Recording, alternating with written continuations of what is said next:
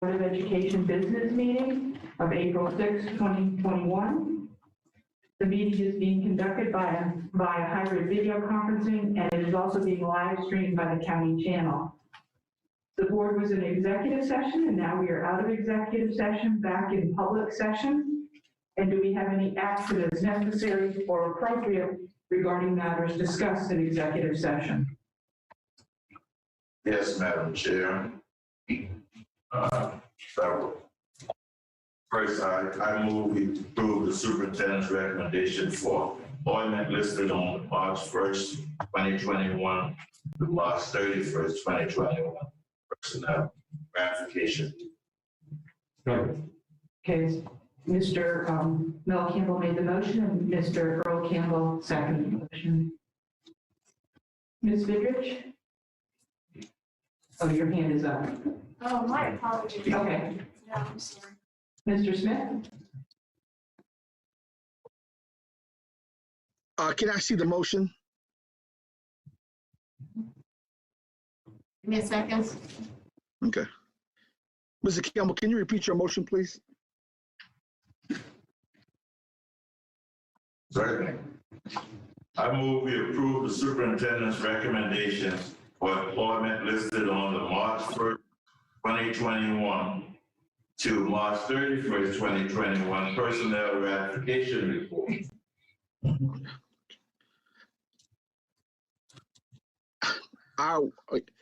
At this time, I will not be able to support this report because there's some information out there that I've realized that we currently don't receive, and there's also some information out there that I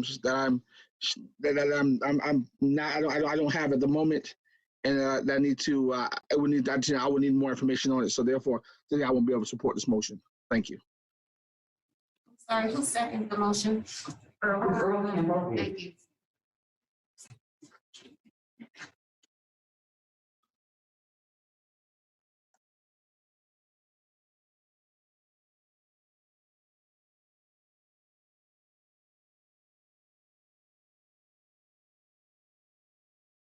Motion is now posted on the screen, Mr. Smith. And for clarification to the public, no part-time employees are included. No part-time employees without contracts are included in this personnel ratification report.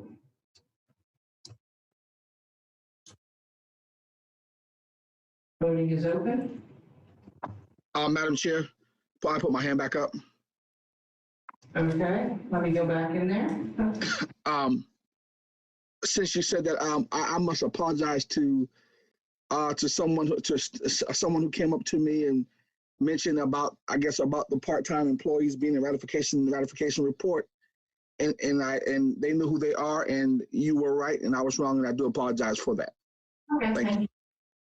Voting is now open. The question is called. Yes.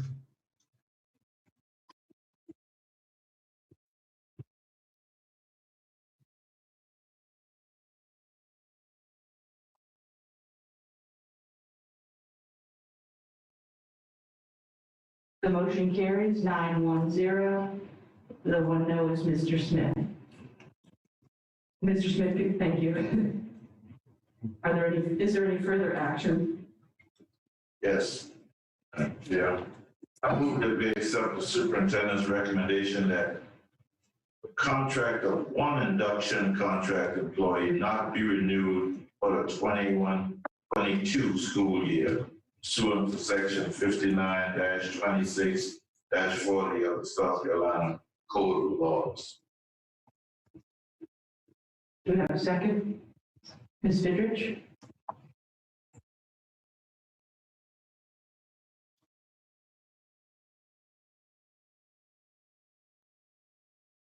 Ms. Hanson. Can you display it? Mr. Smith? This afternoon, I don't have enough information regarding this motion to support this motion, or to not support the motion. So I will be abstaining from this because I don't have enough information on this motion. So therefore, I will not support or vote against this motion. Thank you. All right, there being no further, Dr. Wisniewski? I just want to get clarifications. One induction contracts, it talks about contracts and employees in here, so I just want to make sure it's reflected all in one, correct? It's fun. I took the S off. Recommendation that the contract of one induction contract employee. Thank you. Yes.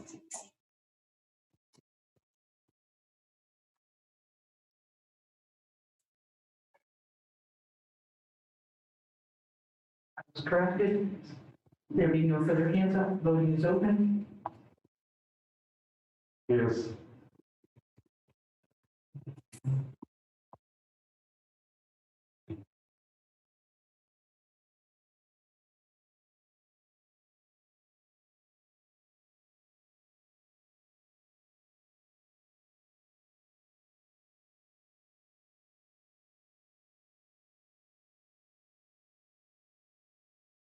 The motion carries 901, one abstention, Mr. Smith.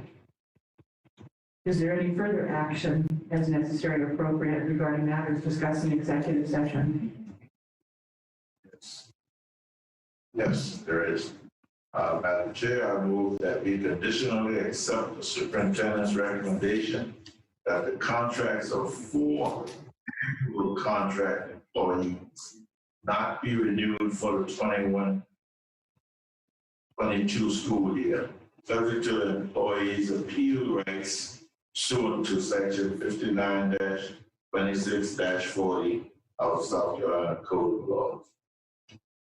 Do you have a second? Sure. Mr. Earl Campbell, second. Mr. William Smith?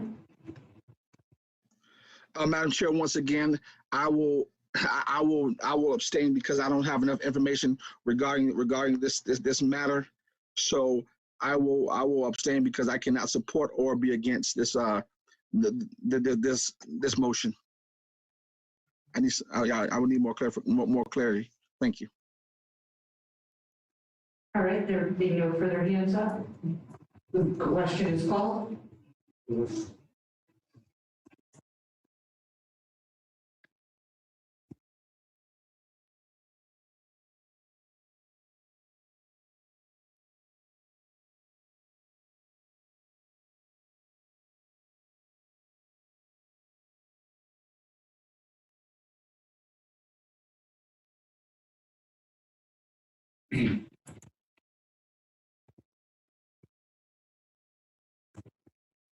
The motion carries 901. Mr. Smith is the abstention. Is there any further action as necessary? Yes, Madam Chair. I move that we conditionally accept the superintendent's recommendation that the contract of 1 continuing contract employee not be renewed for the 2021-22 school year, subject to the board's duty to review the matter on the merits in a hearing pursuant to South Carolina law.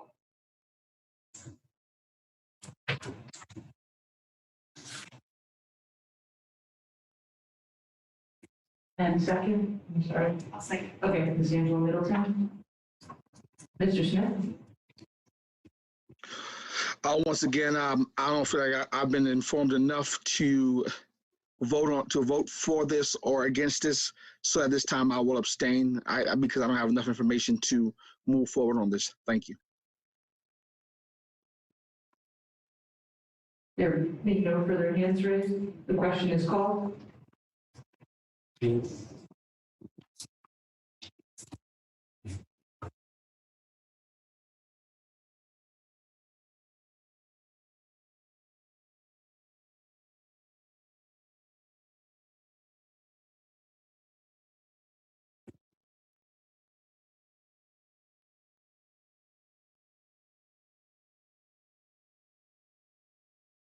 The motion is approved, 901. Mr. Smith, the abstention. Is there any further action as necessary or appropriate regarding matters discussed in executive session?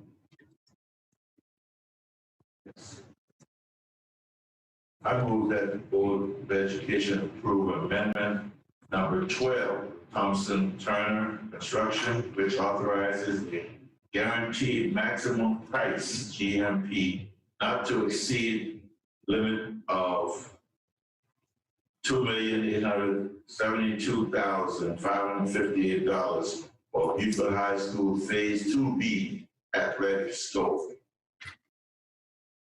Okay. Actually, we'll go with you, Mr. Guyer. So the motion was made by Mr. Mel Campbell, the second by Mr. Guyer.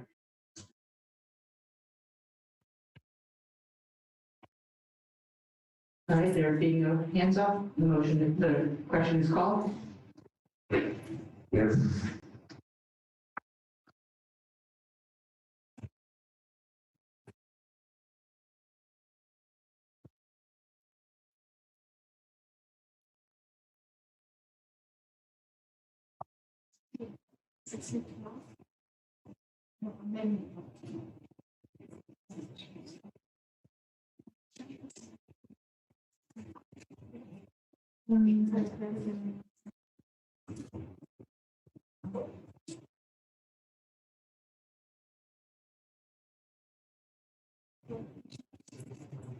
Is that wrong?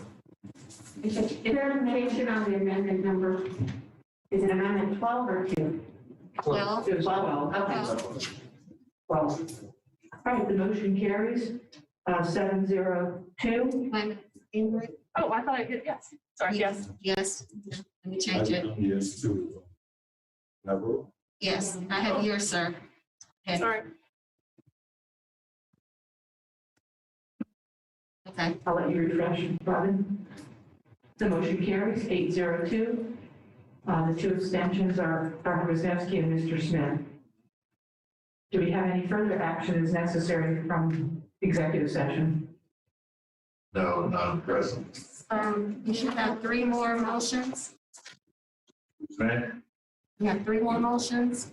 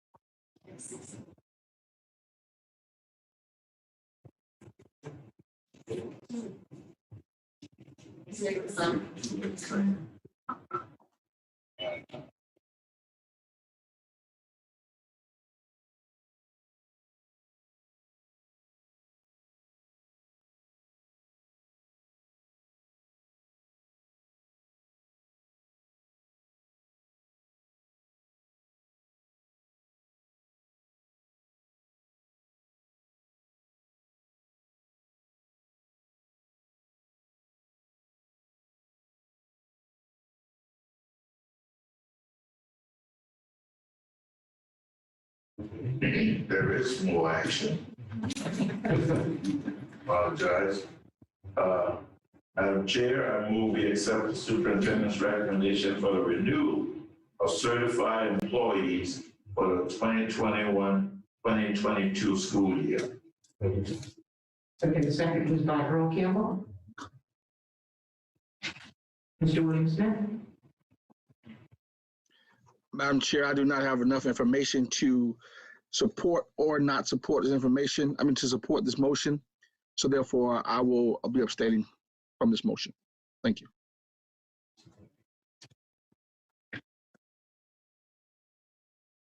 All right, there being no further hands up, the question is called. Yes.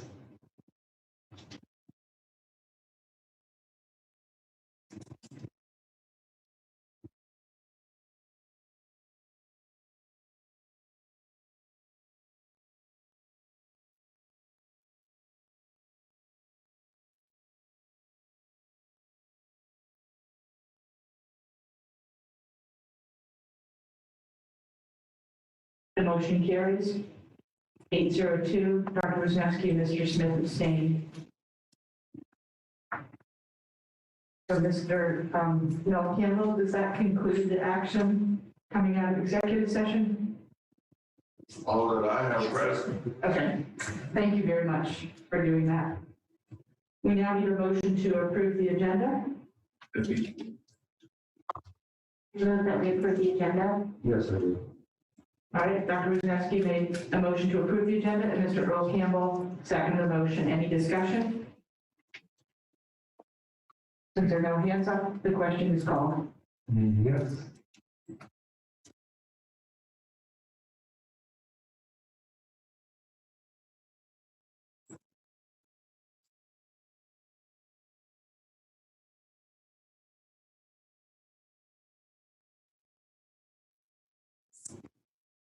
Mr. Melvin Campbell? Okay, thank you.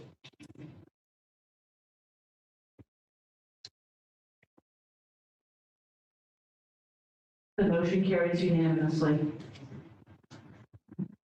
The agenda is approved. We will now stand for the Pledge of Allegiance.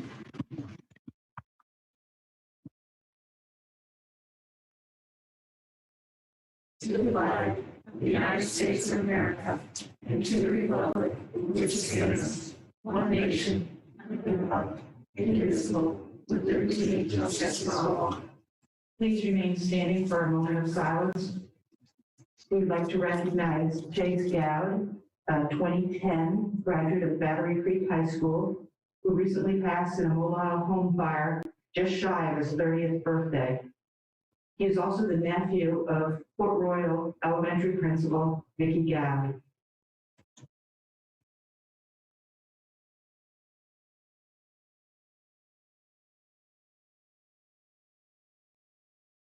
Please be seated.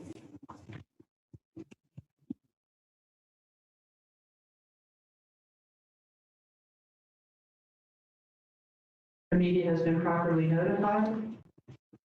Tonight, our performance is by the Hilton Head Island Middle School Band and Percussion Student Showcase under the direction of James Wachter. Here to tell us about the performances is the band director, James Wachter. Good evening, Dr. Rodriguez, my fellow colleagues, and members of the Board of Education. Thank you for this opportunity to present a few of the pieces we've been working on this year. The last time we were able to perform for you was in October of 2019 at the library on Hilton Head Island. This year has presented many challenges, and the performing arts classes were not immune to those challenges. Tonight, you'll see just a few of our band and percussion students. Because of scheduling, virtual, hybrid, and face-to-face challenges, our kids are spread out into multiple band sections, and it was not possible right now to get them all together for this presentation. We're looking forward to next year when we can all return to some sense of normalcy and get all of our classes, activities, and lives, and also get our band kids back together so they can perform together as a large ensemble. We hope you enjoy these examples of some of the different ways we've been able to continue to provide a positive music experience through band and percussion for our students at Hilton Head Island Middle School for this school year. Enjoy the performance.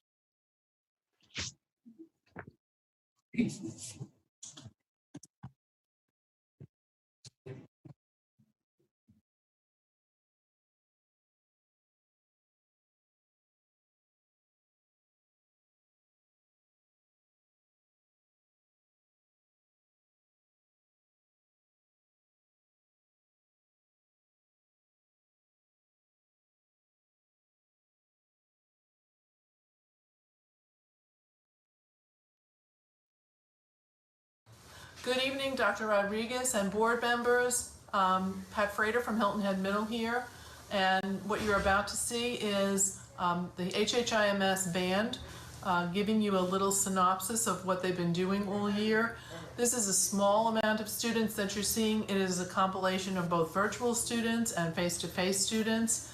Mr. Wechter has been working very hard in both platforms to get the students together to play together. And so I hope that you can sit back and enjoy this little brief synopsis of what we've been doing here at Hilton Head Middle. Have a great night.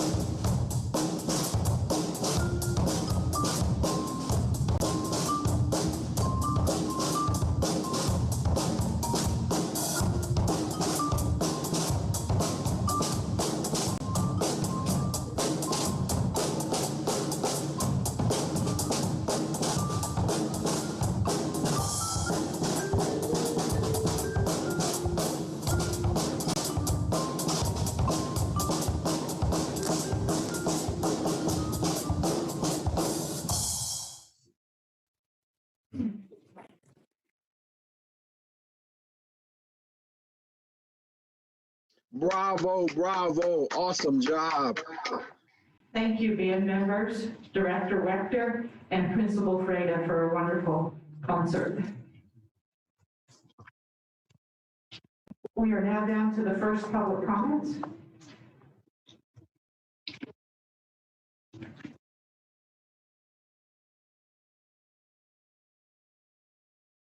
We're sorry, your call cannot be done.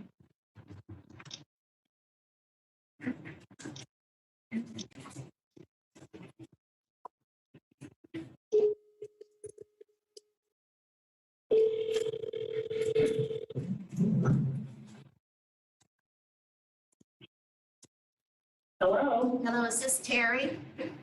Yes, it is. You are now in public comments and you have 3 minutes. Please state your first and your last name, please. My name is Carolyn Day Paisley. You may begin. Great afternoon, Dr. Rodriguez and board members. I pray that all is well with you and your family and that you are all staying safe. Thank you in advance for the work that you are doing in the community. I am calling in this evening. Yes? Right now. Go ahead, ma'am. You have to turn your TV down. You have a feedback. Can you hear me well now? Yes, ma'am. Great. The reason I am calling in today is because I have listened in on the last few board meetings that you had, and the final meeting that you had, my grandson was with me. The reason that I'm calling in is because I have to explain to my grandson why Mr. Smith, in particular, was conducting himself the way he was. South Carolina is currently ranked number 48 in education. We have no time to waste, and we need to conduct ourselves the way we are teaching our boys and girls to conduct themselves. I'm assisting my daughters in raising sons and granddaughters. And the way Mr. Smith conducted himself was literally embarrassing. I was embarrassed for him to have to explain to my grandson why an adult was conducting themselves that way. Yes, I am teaching my grandchildren to go to school board meetings, to go to community meetings, so that they can learn when they become old enough to have a seat at the table. We have no time to waste when it comes to doing the business of the district. No time to waste when it comes to making sure that our children, our teachers, faculty, staff, and community members are taken care of. Yes, the tone of Mr. Smith was a little lower today, but the last few meetings, it was outright embarrassing. There was no respect. I belong to several organizations where we follow Robert's Rules of Order. And there was no reason for him to be disrespectful to the other board members. I had to call and say something because I have to answer to my grandson when I'm making sure that he's on point when he conducted himself at school and at home. So my plea is that the board members will continue to work together as a team, agree to disagree, but to conduct the business of the district. I thank you for your time and your attention. Have a great evening. Thank you.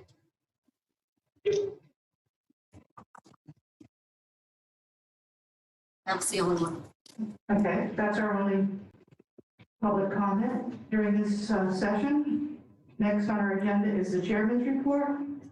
I'd like to make the public announcement that the Beaufort High School track has been named and dedicated in honor of Coach Herbert Nathaniel Glaze. The ceremony took place this past weekend, and it was a glorious day. And Coach Glaze is one of the most winningest, I think that's the correct word, girls track coaches in the state of South Carolina. He has coached teams, 10 of which have become state champions, 2 were state runner-ups, and 28 were region champions. He has been inducted into the South Carolina Coaches Association Hall of Fame and the South Carolina Coaches Classic Hall of Fame. He was nominated for the National Girls Track Coach of the Year in 1989. He has been employed by Beaufort County School District for 49 years and has served also as a science teacher and school administrator. He currently is a dean at Beaufort High School. So many lives have been touched by his mentorship and leadership in our schools and in our community. We congratulate Coach Herbert Nathaniel Glaze for his dedication, hard work, and many years of service to our young people of Beaufort County.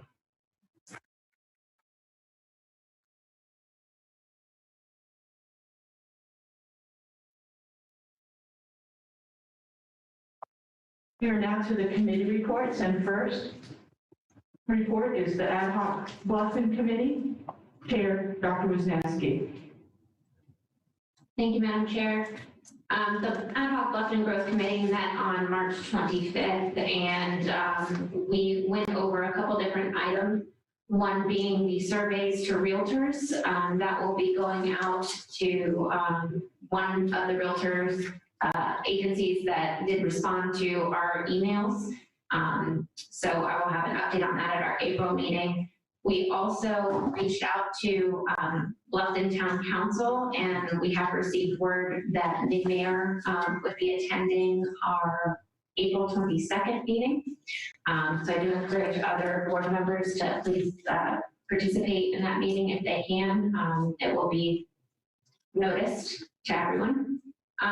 Additionally, we had a lengthy discussion about early childhood and ECCs, and there was a lot of data that was shared with us that kind of expounded on some of the information we have received at a full board meeting. So I do encourage other board members to go back and watch that segment if they can. One of the things that came out of that was that we wanted to have a discussion with the full board about inquiring with our lobbyists about what are they hearing in Columbia regarding PK expansion. Because I know that was one of the governor's priorities for funding, and we just wanted to see if they had any updates for us in regard to how that may impact Beaufort County. So I'm not sure if that requires a formal motion or anything, but we definitely did want to bring up the discussion of that topic. Or see if there was any updates that we had received recently. Well, I know Robin sends out any updates that we get from our lobbyists when she gets them via email. So the entire board has been copied on anything we receive. Right. I think we were looking for maybe some more information about what they thought the likelihood of that passing as third session, beyond just the bill updates and things like that, what we received from the lobbying firm. So I would, as the chair, I'd be happy to reach out to her by phone or email. Yeah, I don't think it has to be anything, formal or whatnot, but just seeing if they have any, what's the word on the streets in Columbia? I'd be happy to reach out to Lynn Stokes Murray and see what she can tell us. That'd be wonderful. One question for you too, Rachel. Yes, ma'am. The April 22nd meeting is a Thursday. Do you know the time yet? Not that it's for my calendar real quick. It would be 5 o'clock is our regular, I think 5 o'clock is ours. 5 o'clock is our time. All right, then we'll be noticed, so it will have the time on Yeah, that. it's 5 p.m. Okay, yes, ma'am. Do we have any questions for the Wealth and Growth Committee chair or members? Mr. O'Kimball? I would just like to say about early childhood, I think that we need to vote the delegation, get some of their support, because we don't have any support. I want to know two people on the delegation that support early childhood. Nobody else. Well, Concludes my report. Thank you. Dr. Rodriguez? I was just going to mention that the next time we have a meeting with our delegation, that it may be worthwhile to share a presentation with some of the data regarding how students, the readiness for kindergarten that we shared with the board the other day, because that's quite eye-opening. I think that may generate additional interest.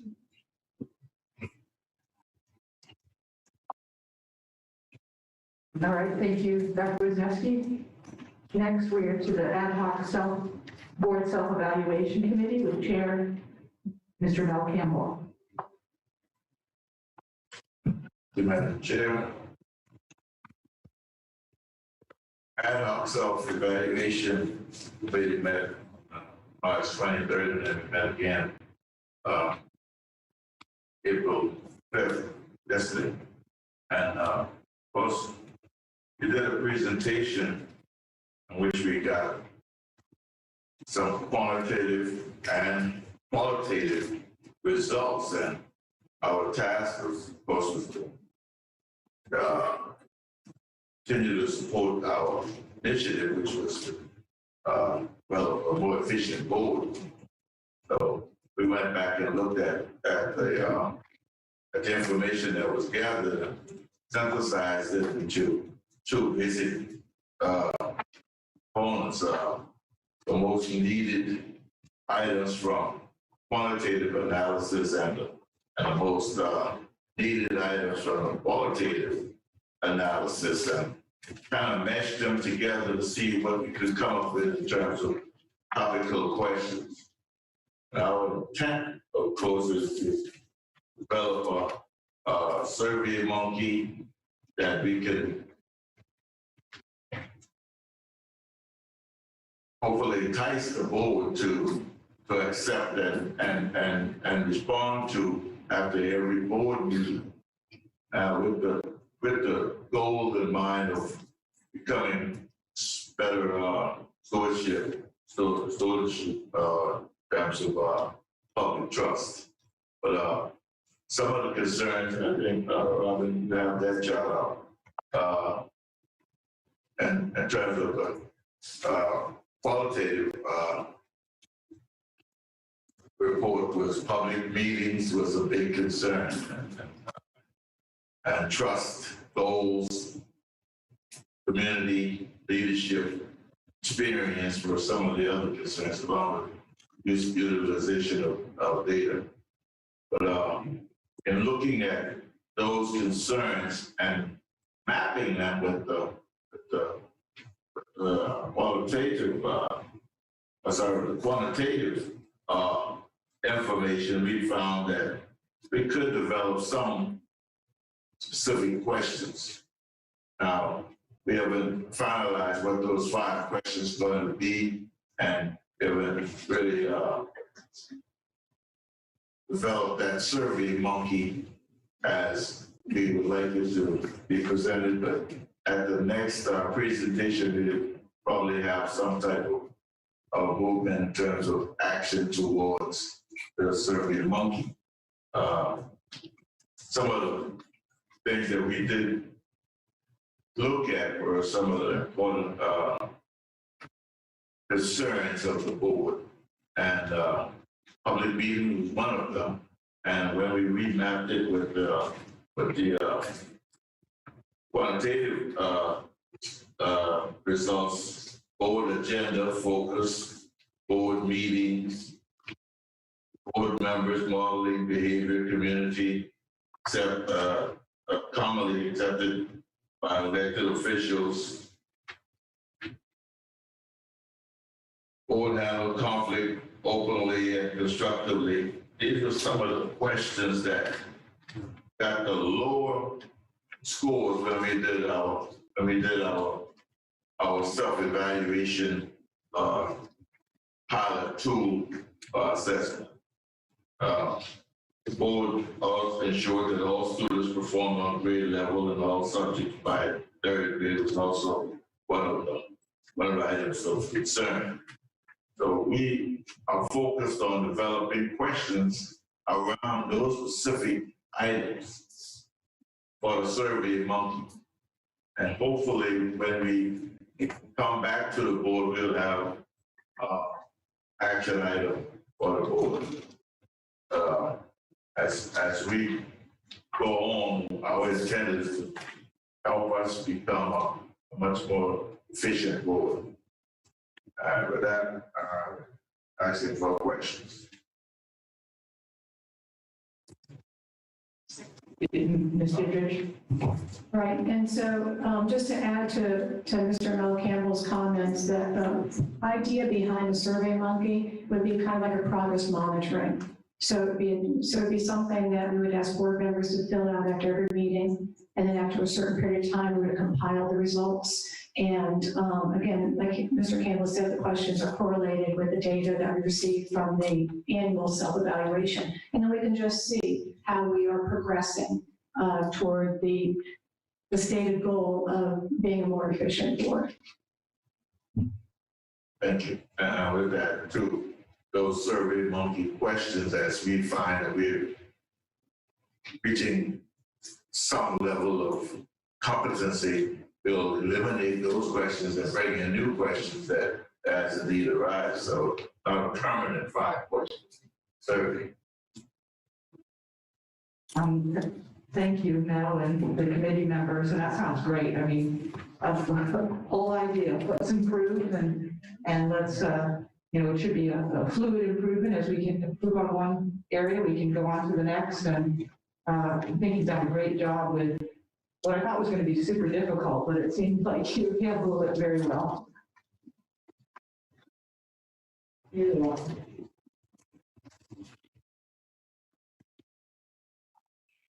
Does that conclude your report? That does complete my report. Thank you. Next on our agenda for committee reports is Academic Committee, and we have Chair Kathy Robine reporting. Okay, thank you. Today, we are going to have 2 presentations by Dr. Stratos. At our March 24th Academic Committee meeting, we had 2 topics of discussion. One was the locally board-approved courses, and the other was the update of our strategic plan. Both of these are required by the State Department that they get approval from the school board. So we are bringing them forward tonight, and following in the steps of my colleague, Colonel Geyer at last month's meeting, I thought it was very effective to state the motion prior to the presentation. So then after we see the presentation, we'll be ready to ask questions and then vote. So the first motion. I move that the board approve the local board approved courses as required by the State Department of Education and presented on April 6, 2021. Okay, it was Mr. Earl Campbell. Okay. Mr. Lyon made the motion, and Mr. Earl Campbell second. Ms. Boatright? I was just going to make the motion, since this has already been presented to the academic committee over a week ago, that after the presentation, that I'd like to move that we limit debate on this topic to 30 minutes. Okay, so, we'll like to make that motion. I move that. You know what, or how about just make it after the presentation? That's fine. Yeah. Okay. So, Mr. Smith?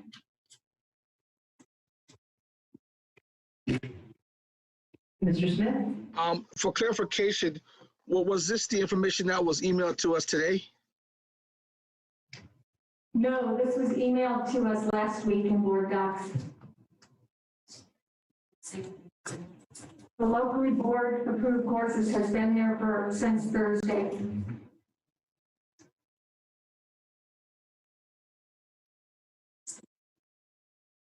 All right, there.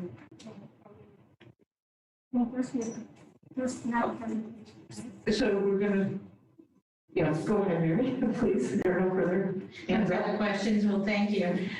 Good evening, board members and Madam Chair. This evening, I am bringing forward updates of the district-approved local board courses for this academic school year. In your folders, you should find 3 documents: the active board-approved list of courses, the current and update presentation, the current local board-approved application, and this PowerPoint presentation. Just rather quickly, South Carolina Department of Education provides an extensive amount of flexibility in designing of courses. Within state regulation 43-231, 232, and 234, they provide an opportunity for course flexibility in grades K through 12. You can go to the next slide, Ms. Robin. What is important to note is that as that process is developed at the local level, annually, the Board of Trustees must approve the active courses that are utilized. The last bullet on that page identifies that per course, student may only receive 1 credit. Another notation is to recognize that as we develop a list of courses, they must be sequenced numerically in a manner that from school to school can be utilized. In Power School is where we house our courses. If you could proceed, Mrs. Cushenberry.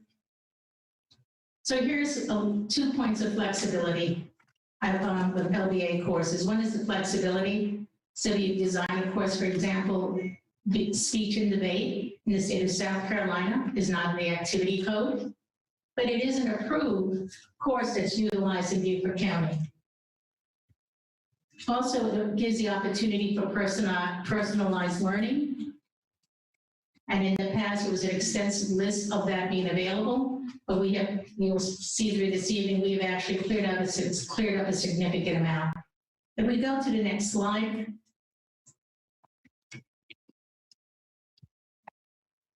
This is where you start with the courses that we currently have that are active. Courses that are highlighted in green, we have conducted a thorough search. Those courses, we have the appropriate documentation.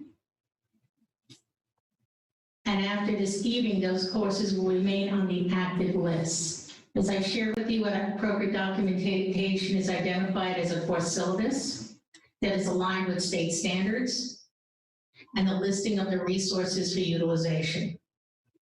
The courses in yellow have been active, but after this academic school year, will be put into inactive unless we receive, if you go to the next page, slide, Mrs. Cushenberry, thank you, 1 more. Thank you. Unless we receive the documentation that is identified in this memorandum that went out to the principals. In this memorandum, we identified in order to keep a course active in the upcoming academic school year, school principals or their designee must complete an updated application, and that application actually starts on the next page. The deadline for this application has already gone through. We have worked with schools, so that would be for the upcoming school year, but I wanted to see the process that we have put in place through our Division of Instructional Services for the upcoming year. So once again, I want to just present to you a snapshot of the current academic school year active courses. And I wanted you to recognize that we have a system in place that we put in place, have realigned, and we'll continue with that process in the upcoming school year in order to keep the courses that are out there. We want them to be aligned with state standards with appropriate documentation and a formal review process.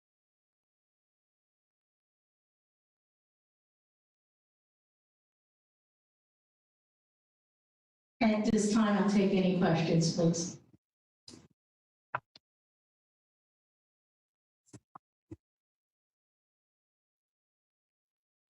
There do not seem to be any. I would like to just, I'm sorry, I had the scroll the wrong way. I scrolled the wrong way. I apologize. Dr. Wisniewski.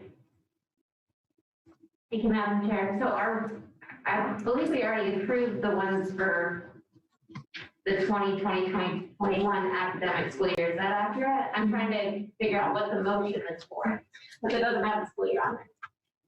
So Dr. Wisniewski, the motion should have this academic school year written into it, but when we had the prior presentation, the active courses were not approved. There were some questions for point of clarification, so we went down to back to the drawing table now. Okay. So these are active for this school year. I'm just trying to wrap my head around how it's going to look next school year, because you did say that those that are in yellow are still sort of pending. They will be closed for the academic school year next year. Okay. Unless you've received Dr. Yes, ma'am, 100%. Okay. And does this report come this time of year always? It is about this time of year where it's necessary because school sites are working on their master scheduling. So they need to have a listing of courses that are available in order to put them on should they want to use them. Thank you. Dr. Rodriguez.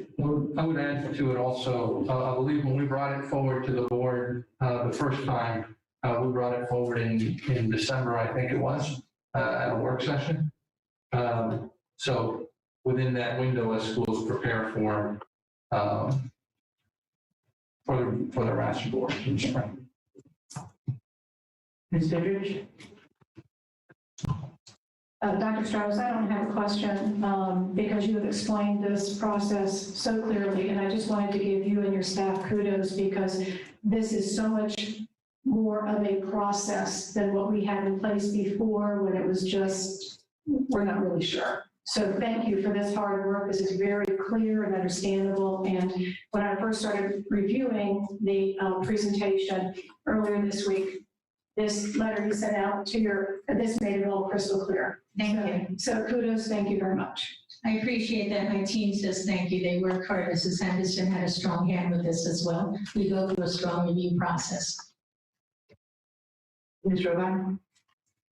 Yes, I just wanted to make one additional comment. I think it's important for people to know that even though courses may be inactive, we have to keep them on the books for a specific amount of time because there are students in our system that have those course numbers on their transcripts. So I just wanted to make sure that everyone understood that.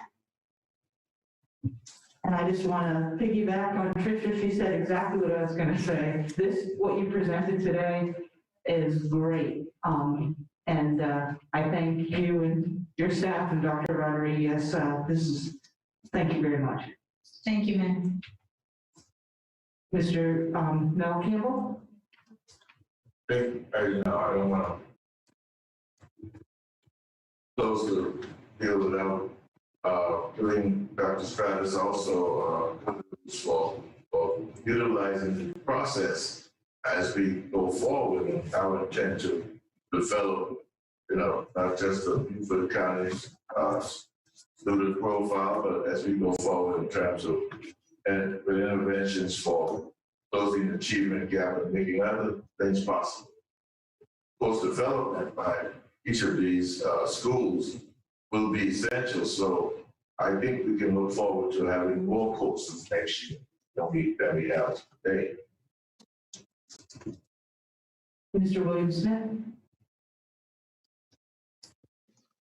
First, I'd like to start off by saying that I do agree with what Mrs. Fidrich said. Her and her team has done well. And just for clarification, I believe I attended the last meeting when you said that you were going to take this and do some work to it. And that was what I was under the impression of when I first look at it. Because I for some, maybe I overlooked it, but I just never remembered you sending this new one out after we had the meeting. You said you were going to go back and change it, because one thing I definitely did like about what you said in that meeting that I attended was that you were going to definitely cut some of the fat back, to cut some of the fat back in what we currently have in our menu, because it's very important that our menu have things that we know that works, and that we're utilizing programs that are definitely helping our students get ahead, and that our students are able to they can transfer into the real world as well. So thank you for that. Thank you, sir. All right, there being no further hands up, the question is called. There was discussion about, and I'll make a motion to amend or add in the school year. Yes, thank you. Thank you.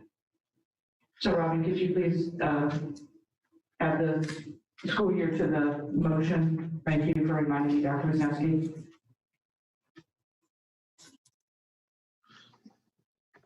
2021.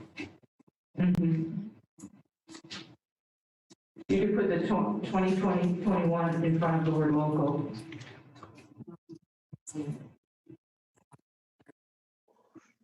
Okay, all right, you put it there, that's fine.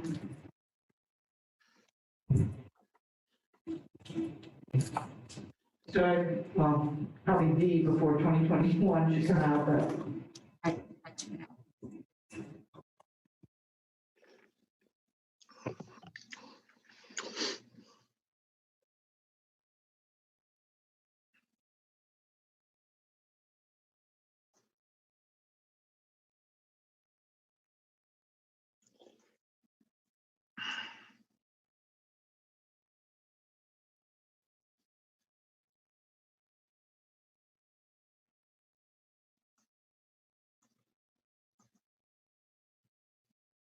Did you, so, well, I'll let Dr. Wisniewski, since she made that suggestion. Yeah. I was going to take the word the before the 20. She added school year after. Oh, I'm sorry. So it's covered on participants. Okay, perfect. We're ready to close the question.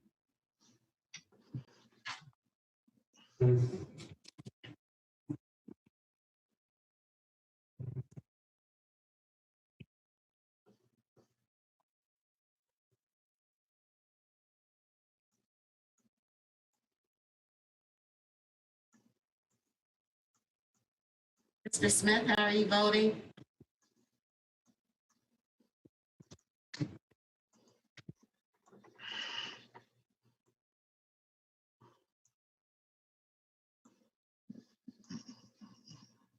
Motion carries unanimously. Ms. Robin? Thank you, Dr. Stratos, for that report. Thank you. Yes,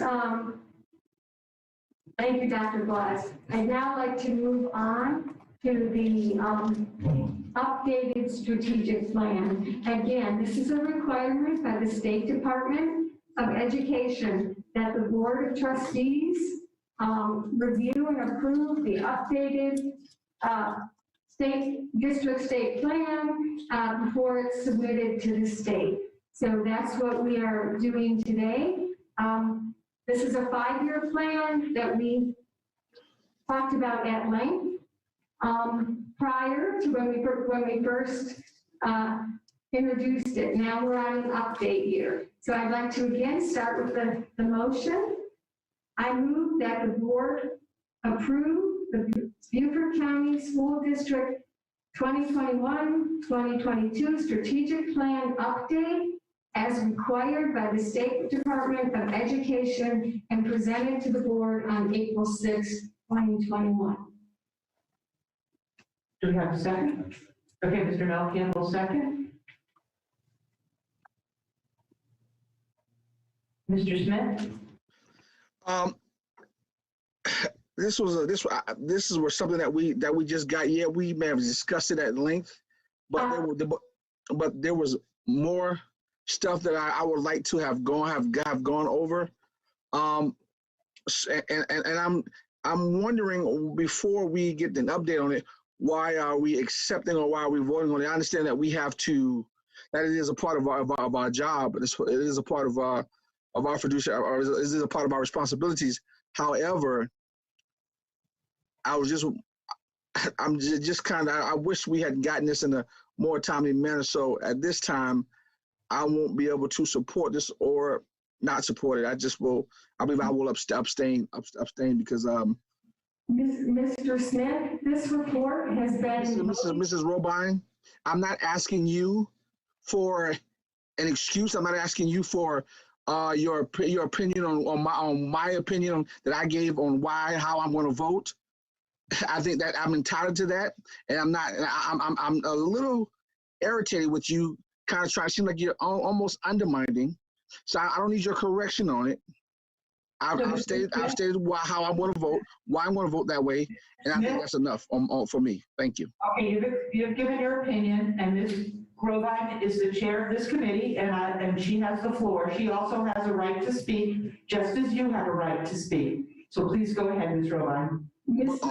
I certainly respect the way that you vote. I just want to make it clear to the public that this information that Dr. Stratos is going to present has been loaded in board docs since last Thursday. It's information on the strategic plan. So just to clear up that misconception, it's been available since Thursday. Thank you. Dr. Wisniewski. Thank you, Madam Chair. Is Dr. Stratus going to present and then we're going to ask questions? Yes. Okay, thank you.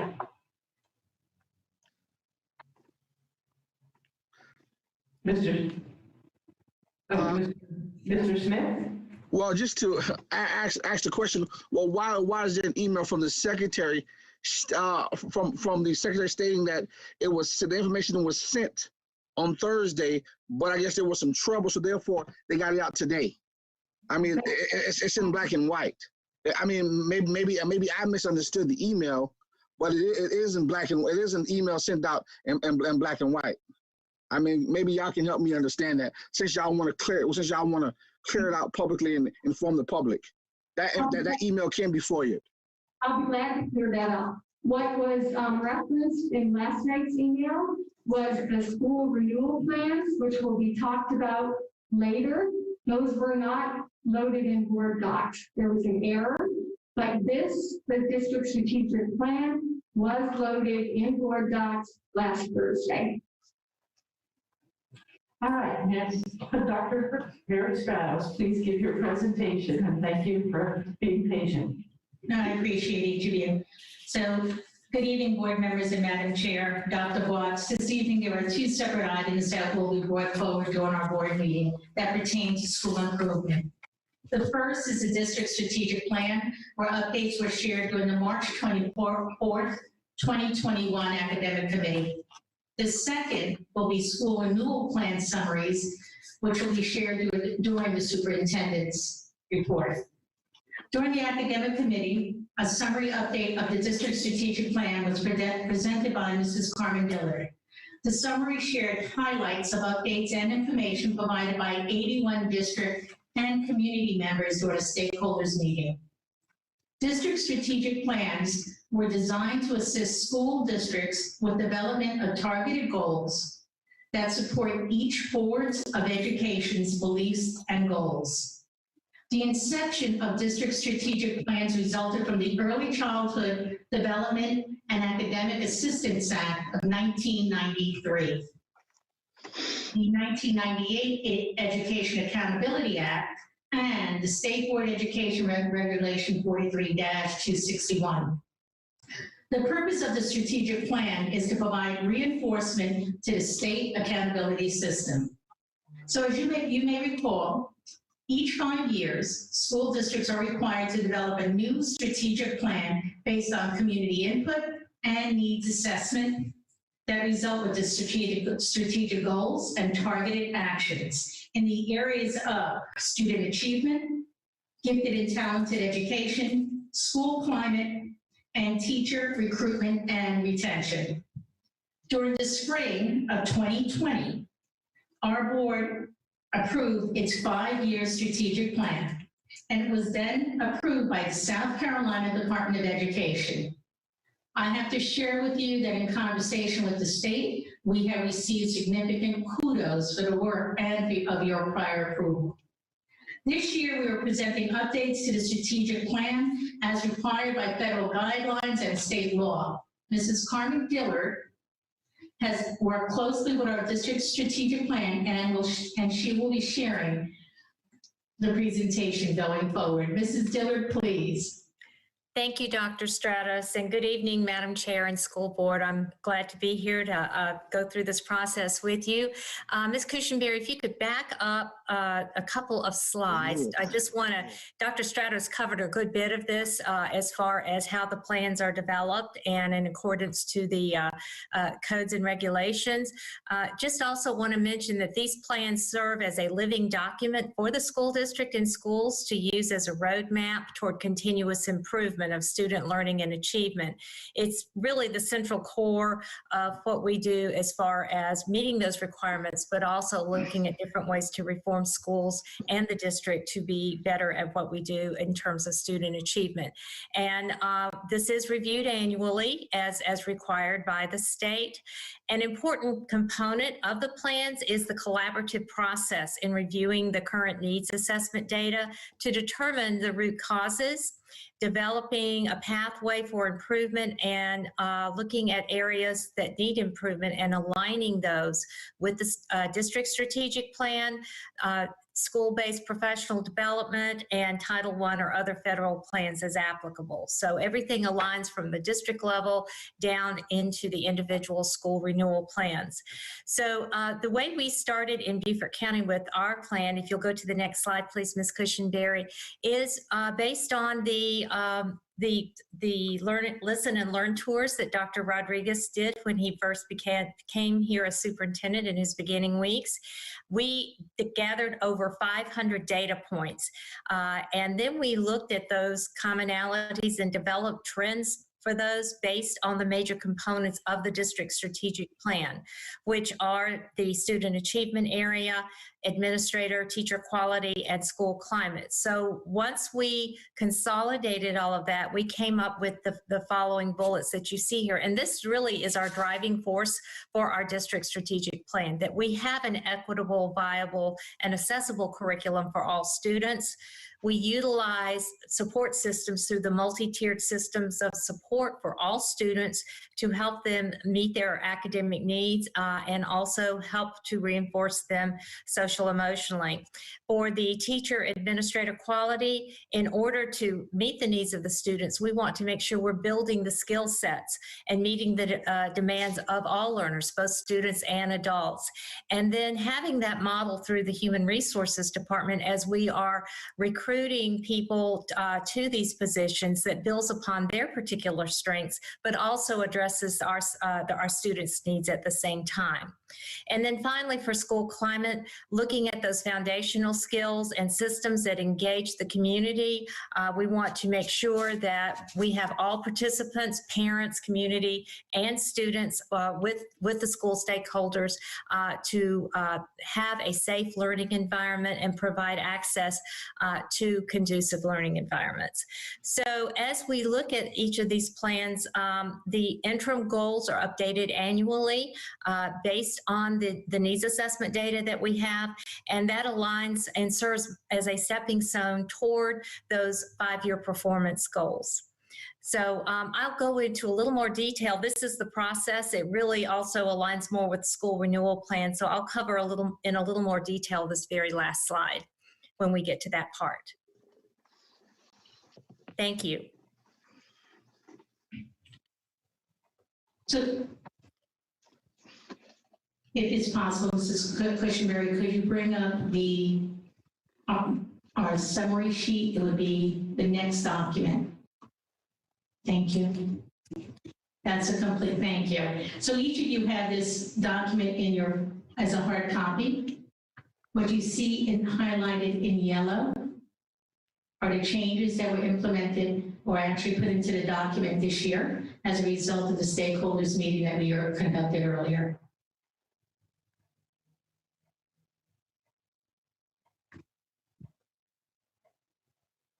If you pause right there, that section right there identifies the updated map data based on winter administration, not spring.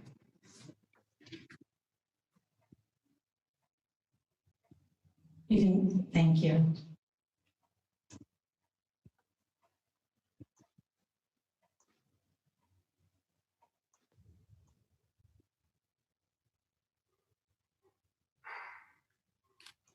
We can look at the next section where it discusses teacher accountability, performance goal, administrative quality. You can see right in that. Thank you, Mrs. Cushenberry. The highlighted area in yellow, once again, is a specific change to the strategic plan for this upcoming school year.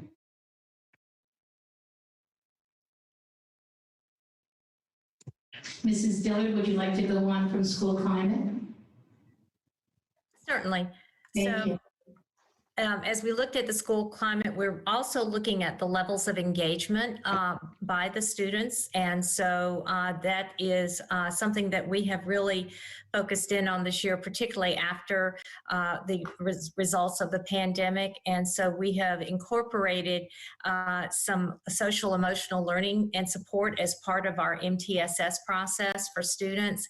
We have a program called Panorama that is based on a survey of students and how they are responding or feeling about things, and then it also provides some additional support for them. So we want to make sure that we want to try to have the learning environment as conducive as possible, not only physically and structurally, but also in terms of where students are with that social emotional support.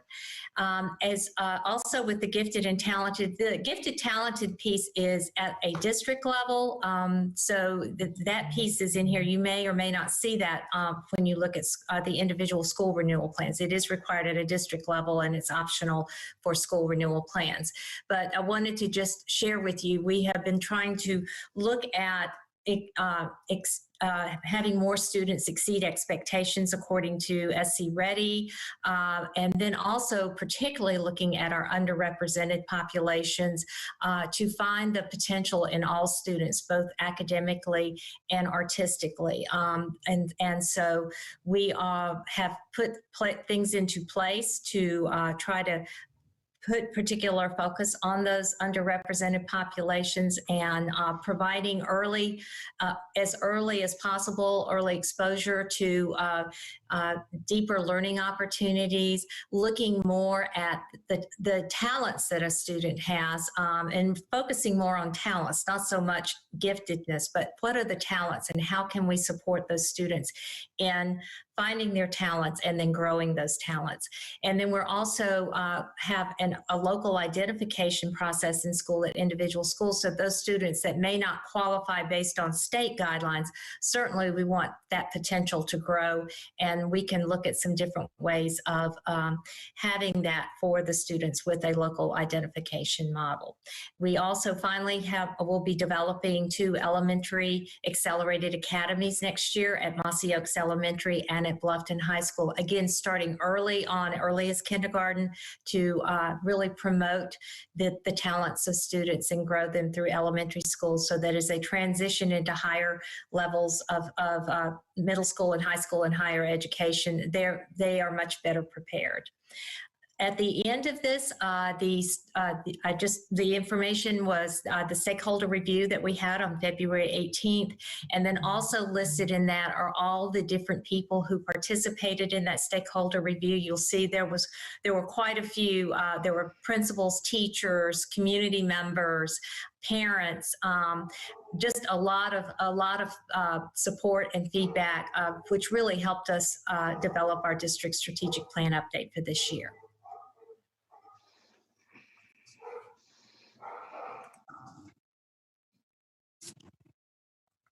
And are there any questions? I have a question. Can you explain on this summary how much it should be Ms. Diller, Dr. Dr. but under the category, the performance will be achievement.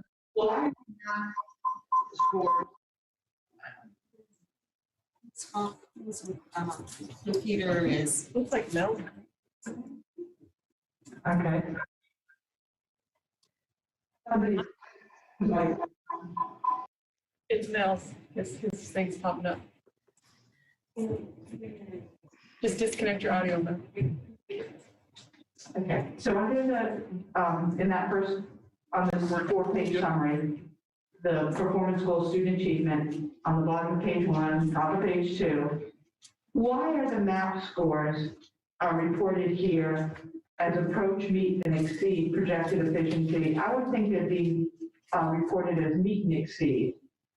Can you explain that? So, and Mrs. Doherty has a little more detail with this because she spoke with the state. But in summary, that is how the state has it classified as. They did not update the application process to us. I can share with you that there were a few discrepancies even on the electronic webpage.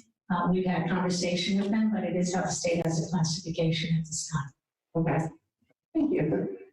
Dr. Wisniewski. Thank you, Madam Chair.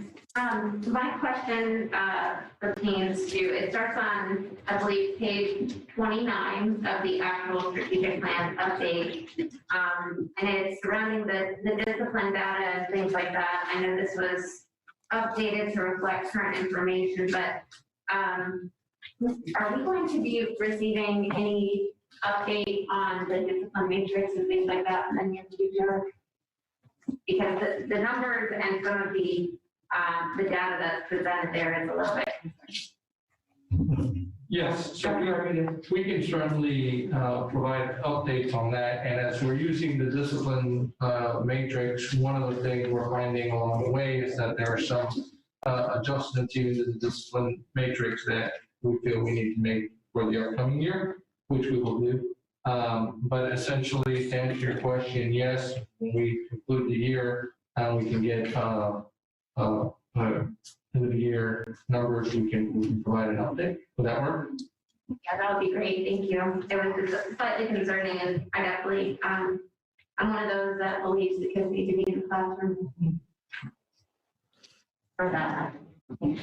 May I add to that? Sure. Madam Chair. Dr. Wisniewski, we've actually, since the time of this original writing, we've broken discipline even down by location and time to help to be a little more reflective at work. So when the time comes, we could do that presentation. Mr. Mel Campbell.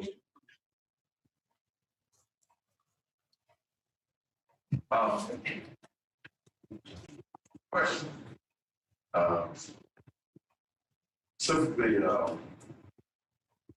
I see where you're using student survey in terms of school climate. Results of student survey about the school review plans. Student survey say whether or not the climate of the schools is basically or not. And that goes all the way down to the elementary level. And I'm concerned with how much impact that survey has in terms of how we read school climate. So, if I may, Mr. Kelly, the survey utilized through Panorama was administered at the beginning of this academic school year.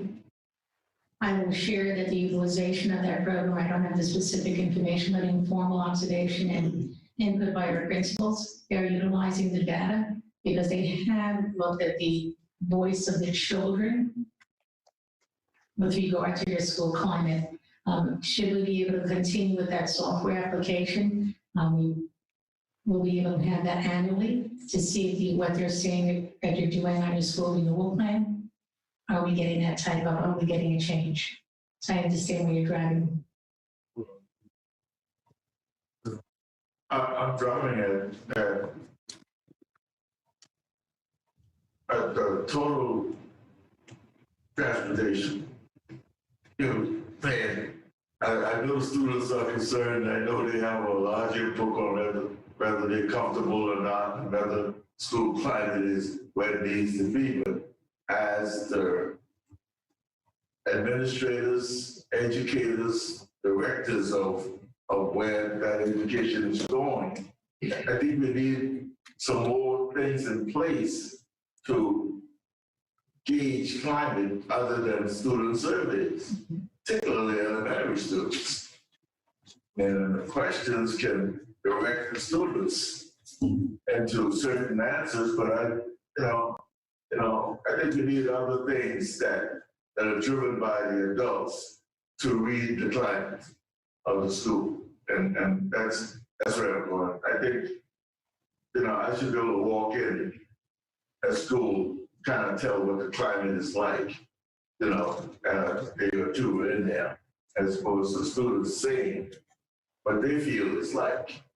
That's my point. And I'm seeing that that's a big component of the school renewal requirement by the state, school climate.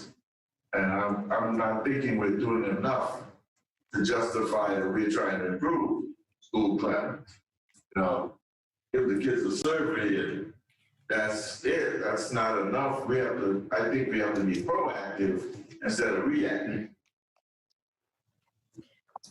If I could just mention a couple of things too, your point, and particularly with the earlier or the younger students, is well taken. And so a lot of those components we look at for individual students through the multi-tiered systems of support. So if we start to see some concerns with individual students, we utilize some strategies and interventions to support and assist them there. Additionally, the school climate is also based on, just the, I like to say the tier one, what's expected within the building and within the school for all students, so that we support the entire school, teachers, students, everyone, that these are the expectations and these are the things. And if there are struggles and concerns going on, the school counselors can come in and do guidance lessons. And so there's in terms of those earlier younger students, there are some additional supports in place for that. I just want documentation to show that. I don't, if that's all we're doing, then we're not doing enough, and I know we're doing more. So put it in the plan. Point taken, sir. Colonel Guy. Thank you, Madam Chair. I want to point out performance goal, teacher administrative quality. The goal, 100% of licensed staff, teachers, and administrators will have access to a minimum of 25 hours per year professional development qualifying toward every licensing. I assume that's a goal. It's not a goal, because frankly, what I've read is that significant payoff you get from investing in teacher and administrator professional development has a more than significant role in improving not only student achievement, but also teacher retention. So I assume from this that this is what the state says is the minimum. I don't think that should be our goal, because that's 3 days. So, help me, please. So, Colonel Guy, that was actually developed to meet the amount of hours necessary for recertification. So you as an educator or as an administrator could have it on the job without having to go outside and beyond your workday. So it was purposely put in so we could assure that you're getting those hours necessary for recertification. We can go beyond, yes, sir, and we do. We do actually. In a prior establishment, our PE, we demonstrated that. We do go significantly beyond, but we want to be able to assure that our teachers and our administrators are able to get their points necessary for recertification. Mr. Earl Campbell? Yes, I was going through this, plan. I was looking at Earl, can you speak closer to the microphone? Thank you. this incident. But in the past, we used to get a breakdown of what demolition under classified. Will we still do that? That type of data can be made available, I believe, at a request also for Dr. Wisniewski, that we can break the data down by level 1, 2, and 3. That's supported by our student code of conduct that we approved. We can be able to present that into that model. It wasn't required for the plan as such, but we can have that developed for the board for presentation, sir. So do we have to explain this to the state, how we are addressing this, So the state has a full information system that they monitor all discipline. And so that was one of the main reasons for us to be aligned with the state student code of conduct, because of the monitoring mechanism that's in place with regard to the levels of 1, 2, and 3. So they monitor us across the board, especially at the higher level, because level 3 will identify the police involvement. So that system is kind of transparent, and they're able to monitor the consequences that are utilized. We didn't have to go into such detail in the strategic plan, though. So what happens with the district as a whole? Put something in place to bring these numbers down. That's what Mr. Campbell, I can only share it's not fair to say because of the pandemic, but at this time and place, given with reopening face-to-face, we have had a significant drop on the level 3, and the amount of recommendations for placement and for students not to be attending public school. I'll share that. Thank you. Dr. Rodriguez?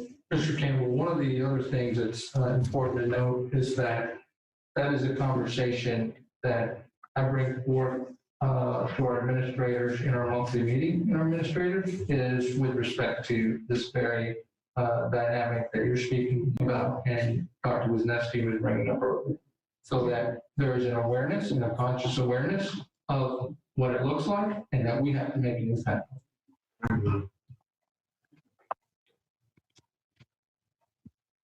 All right, I think the hands that are up haven't gone down, so do we have anybody else that would like to comment or ask questions?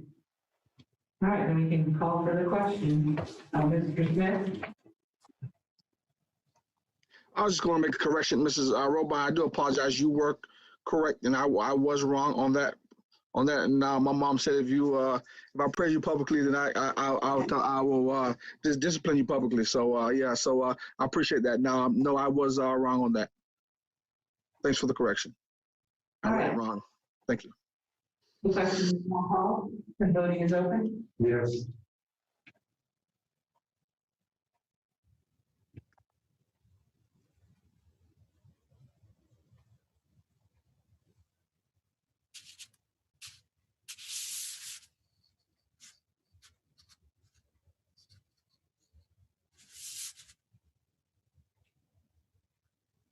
The motion carries unanimously.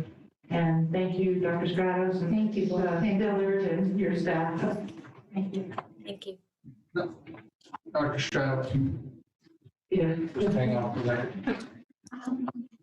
All right, Kathy, Ms. Romine, does that conclude the academic committee report? It does, that concludes the academic committee report. Thank you. All right, we're now down to the superintendent's report. Goal number 1, student achievement. Dr. Rodriguez. Thank you, Dr. Watts. I thought I heard you say the superintendent report there. I appreciate that. Oh, did I? I'm just kidding. But I didn't hear it. Okay, so student achievement is the first goal we're going to talk about under the superintendent's report this evening. And the very first item on there is a school renewal plan update. And so, as Dr. Straddles, that's why I asked you to remain. Yes, sir. If you're ready, go Yes, ahead, sir. please. So once again, school board members, thank you again. As I mentioned earlier, this is part 2, and that will be our school renewal plans. We recognize that the district's strategic plan and school renewal plans processes are essential to the district and school operations, as they are an organic form of school reform. Through the implementation of evidence-based interventions and ongoing use of continuous improvement model, these plans are used for schools and districts in an effort for school reform, but mostly of development of a learning-centered school. As we have met a 100% completion, review, and confirmation of school renewal plans, we are able to attest that this to the superintendent, Dr. Rodriguez, and you, our board of trustees, that the schools have met federal and state guidelines in regard to their school renewal plans. I have to pause and give a kudos to every school and membership of our team. It has been a very rigorous, in-depth review, tug and war to the point of grammar and making sure everything is clean and aligned. Initial conversation to state personnel today, as late as this evening, to share where we are, gave kudos to Beaufort County, to our teachers, and to our school administrators who have done all the work, and our community members. I want to take a pause to say a thank you to all our school instructional councils, members who take the time to participate. Thank you for this. So at this time, I would like to bring back Mrs. Carmen Dillard, because she has been forward and instrumental at this work, as well as Mrs. Jerry Henderson. So Mrs. Dillard, may you proceed. Thank you. Thank you, Dr. Stratos. And the schools have worked incredibly hard.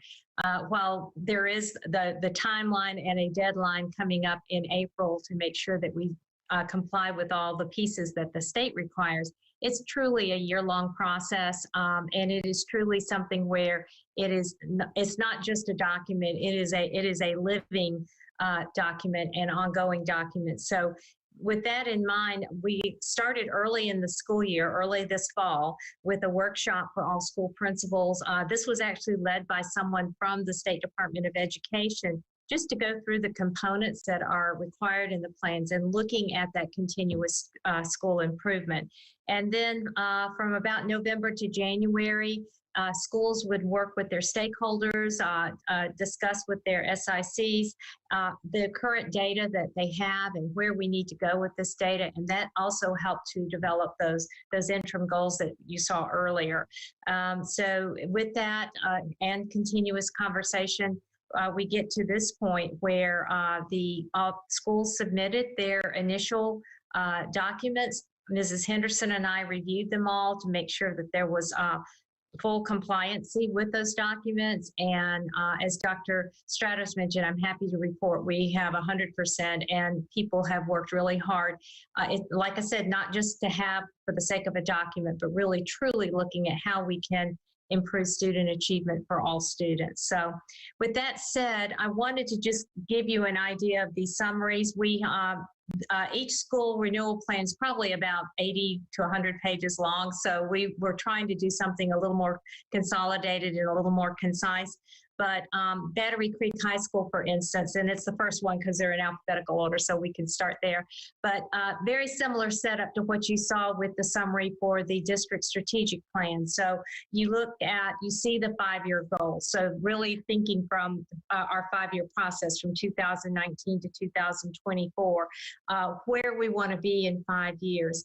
And then each of those interim goals that you see below that for this next year is that stepping to that final point at the end of 5 years. And so, for instance, at Battery Creek, you can see there's they want to achieve a 2% reduction in failure rates. They want to make sure that there's information for students and parents provided about the grading practices, increasing the percentage of students who are college and career ready, and really looking at the graduation rate and how we can increase that. So this is just a snapshot of what each and every school really goes through, reflects upon to make sure that they are meeting the needs of their students at that particular school. And we do this for student achievement. And then if you scroll down a little further, you also see that there's the teacher administrator quality piece, same sort of practice, 5-year goals, then interim goals, and looking at how they can continue to renew the certifications annually, looking at how they can develop the quality and efficiency of teachers to make sure that we are addressing the student needs. And then finally, under school climate, looking at those mission and vision statements for the school, making sure that they align with their beliefs and practices at their school. They are a Leader in Me school, so they utilize a lot of those components, for instance. And then looking at their Student Athletic Advisory Council, increasing the engagement of athletic social media platforms, just different ways to communicate and reach out to those families and to those communities within the school. And then finally, if you scroll down a little further, it's the same sort of thing. Those are all the school improvement council meetings they've had during the school year to keep this front and center throughout the school year, and then the stakeholders who have been involved in this process. So I just wanted to give you an example of one of the schools here in Beaufort County and how that is set up and how we're continuing to try to keep that student achievement and efficiency of teachers and the school climate front and center. Thank you. So this was for information only. We do want to make emphasis that these school renewal plans, as Mrs. Dillard shared, are a living document. They are utilized when you make requests for professional development, when you make requests for anything to our division. There's a relationship, and it all starts from a root cause analysis. So we have our principals do at the start of the academic school year, which is tied to their own personal and your school's professional development plan. Also, threads into your Title I school, there has to show harmony between from the root cause analysis all the way through to the writing of your Title I plan. So we do look at that. We're very close to analyzing that. We want to share that as well with you board members. Thank you. Dr. Wisniewski? No, he never put his hand down. Oh, okay. Sorry. So I guess mine's mostly a comment. As I was going through these, I tried to compare kind of by grade level school. So I compared the high schools to each other. And one of the things that I noticed, and I know that every school is unique in makeup and what they offer, but one of the things that I noticed is that some were much more comprehensive than others. And I really hope that in the future, maybe some of those that are more comprehensive and more detailed are used as models for the other schools to hopefully improve their plans. That's just something that was kind of glaringly obvious to me in my review.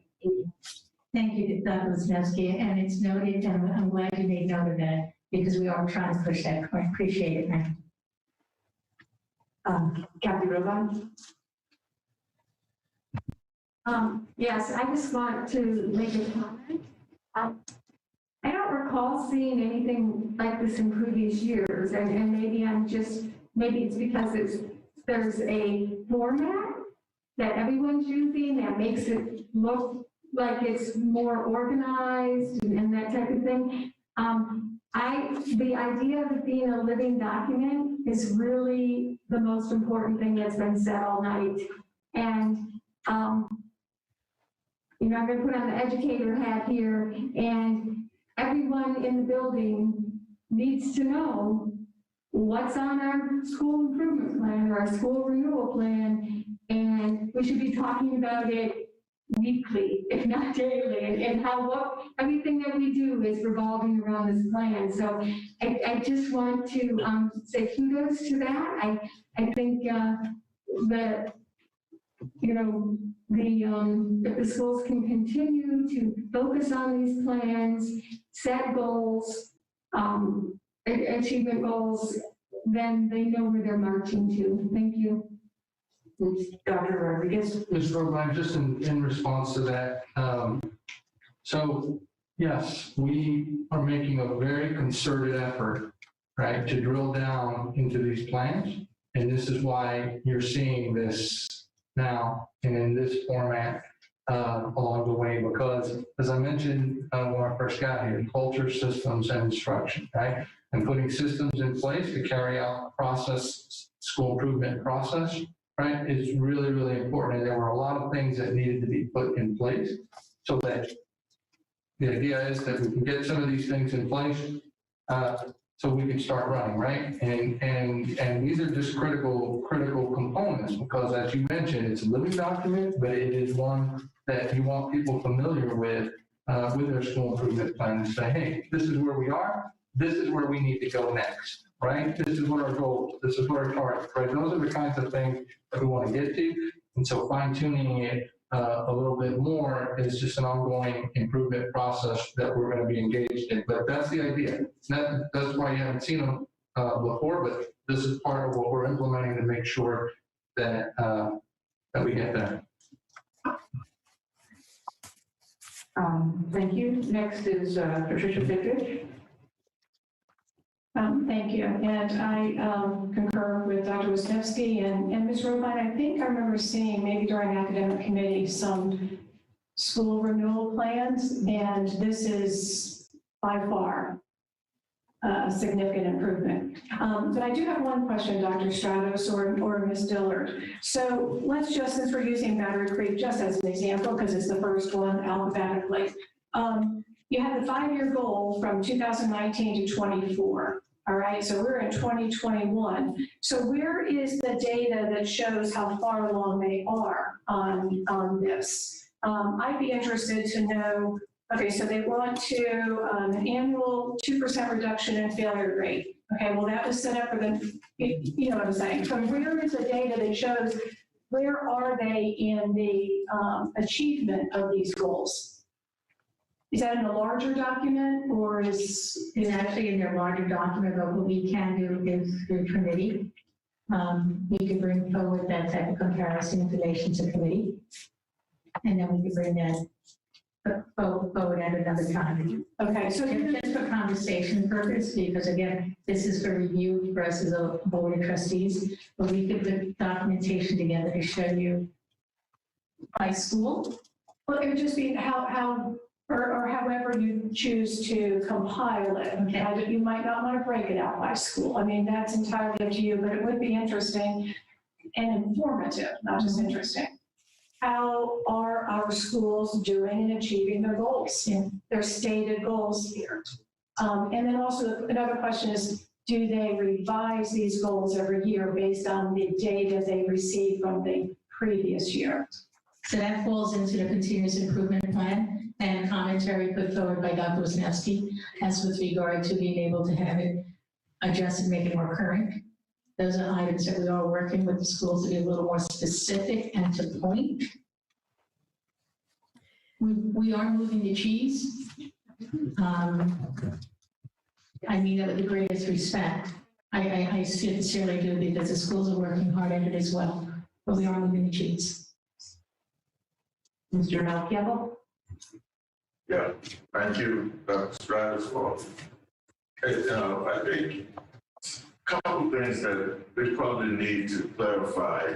I don't know how or when we do, but the relationship between the district's 55-year plan school renewal plan and state mandates on these two items. And the fact that we're finally putting them in place in Beaufort County is important because, you know, it's been on the books and I'm sure we're far ahead of much of the state. At the same time, we are Beaufort. And to speak to Tricia's point, what Tricia's point, what we really want to do is monitor what Beaufort is doing, along with complying with the state requirements. And these are simply state requirements. We put down documents and they're live documents, but what we're actually doing is something that's a set aside from this in terms of we're progressing towards these certain templates. But what Beaufort County has in the different schools, they have different renewal plans and they have different progress, they have different items that we have to also explain to not just the board, but to the teachers of the district. I mean, I'll bet that less than 20% of the teachers understand the relationship between the district's strategic plan and their specific school renewal plans. But you don't get buy-in unless these things are made with clarity. Teachers will buy into the concept that this is what we're working towards. And here at Marcy Oaks, this is what we're working towards within that scope. And that's at some point, and I was just asked for a report, some point we have to get a report on that progress, but those schools have to be up to where they are with that progress, and every teacher needs to understand where that school is at. That's when we're Beaufort. Right now, we're still, you know, walking the lines of the state guidelines, and I give the state kudos for eventually, I mean, they're 40, 50 years behind in this concept, but tying in the local schools with the state's general concept of where education could go and should go. And if anybody who knows the state knows that you wouldn't want to be the person reading those strategic plans from each one of the districts in the state. You're gonna get all kind of different stuff. So that's my comment. You know, I think the gravity of the situation is sometimes, you know, dismissed in terms of the concept of what all you guys have to do in terms of the direction that the state is applying, the direction that Dr. Rodriguez is also applying along with principals, you know. Thank you. Dr. Rodriguez? Mr. Campbell, to your point, there are and there will be certain requirements and expectations that I will have for our principals and administrators as we move into this coming school year, which is one example of that is going to be that during that first week of school, when our teachers first come back, that we thoroughly go through and review that relationship, but also their individual school plans, so that everybody in that faculty and staff is clear on that school renewal plan and clear on goals that the school is setting for improvement. Because that's where I'm headed. I'm headed to a data-driven system that measures and monitors progress, not just from the district level. It's more important, honestly, to tell you the truth, that happens at the building and in the classroom, right down to the individual classroom, you know. And so of course we will do our part, and of course you will do your part in the process, right? But that's going to be an expectation of this coming year, that in that first week, this happens. Kind of there. Thank you, Madam Chair. School Improvement Council meeting dates, and that's all good.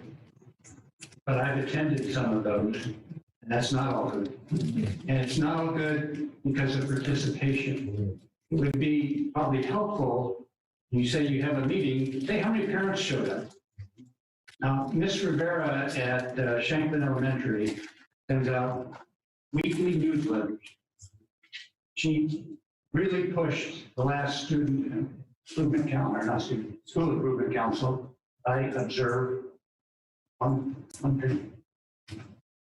I know this is COVID and it was on Zoom and it's hard. So I'm not saying that it's not being done. She's working to get it done.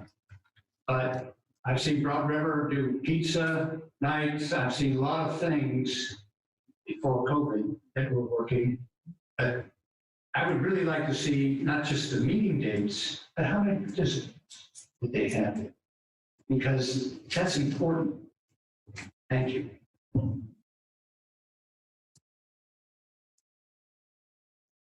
Right, we don't seem to have further hands up. Mr. Mel Kimball. Yeah, exactly. And Mr. Guyer down, okay. Thank you very much. Thank you, Dr. Stratos, and thank you to you and your team as well for your work working with our principals on this. Next one under student achievement is our collaboration with Head Start. I want to have an update for you today as we continue to move forward in working through this process with Head Start. So Ms. Cartledge and Mr. Otting are here for this next step. Thank you, and Ms. Ashley Hutchinson is on via Zoom.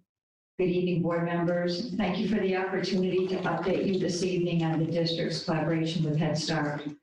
First, with respect to the Levico property, we've been in communication with Beaufort County and have asked the county whether it has any interest in buying the Levico property. And the alternative, we've asked the county if a determination is made that they don't want to buy the Levico property, we've requested that they agree to relinquish the building and mobile units that are leased to Head Start. The Levico property is going to be on the agenda for Beaufort County's public facilities meeting, which will be held on April 19th. We will be attending this meeting. We will update you following the meeting. And we have drafted a proposed lease for Head Start in the event that the county does not wish to purchase the property. But second, we have exciting news to tell you about our meeting that was held on March the 26th. District staff met with Head Start staff at St. Helena Early Childhood Center.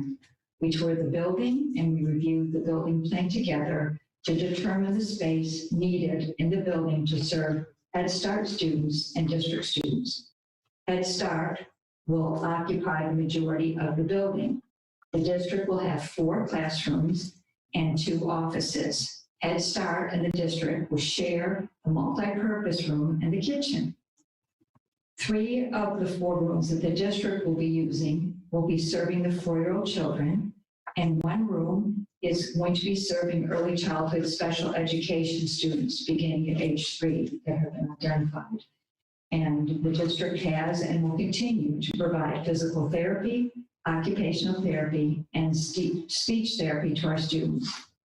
We then toured the migrant building, which is next to the the early childhood center to the right of that building.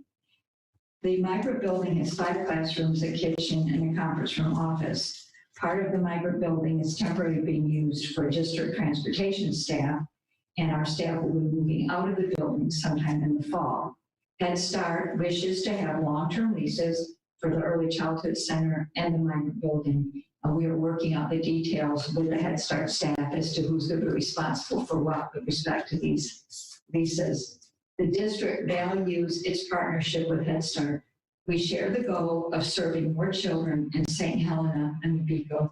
We are committed to continuing our collaboration to serve our young students and to continue our alignment of curriculum and instruction, as well as providing special education services to the students. So as a result of this, we will be able to serve more children, and that's what we need to do. Early intervention, start when they're really, really young.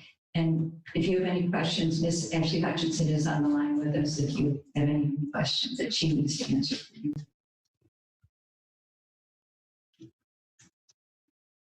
Mr. Malcampbell? Yeah, and there's collaboration. Are we still going to have individual programs and get some in depth on curriculum? You might shut your mic off. Okay.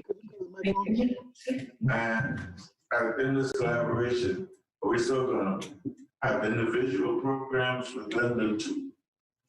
And Ms. Hutchinson, could you answer Mr. Campbell's question for him, please?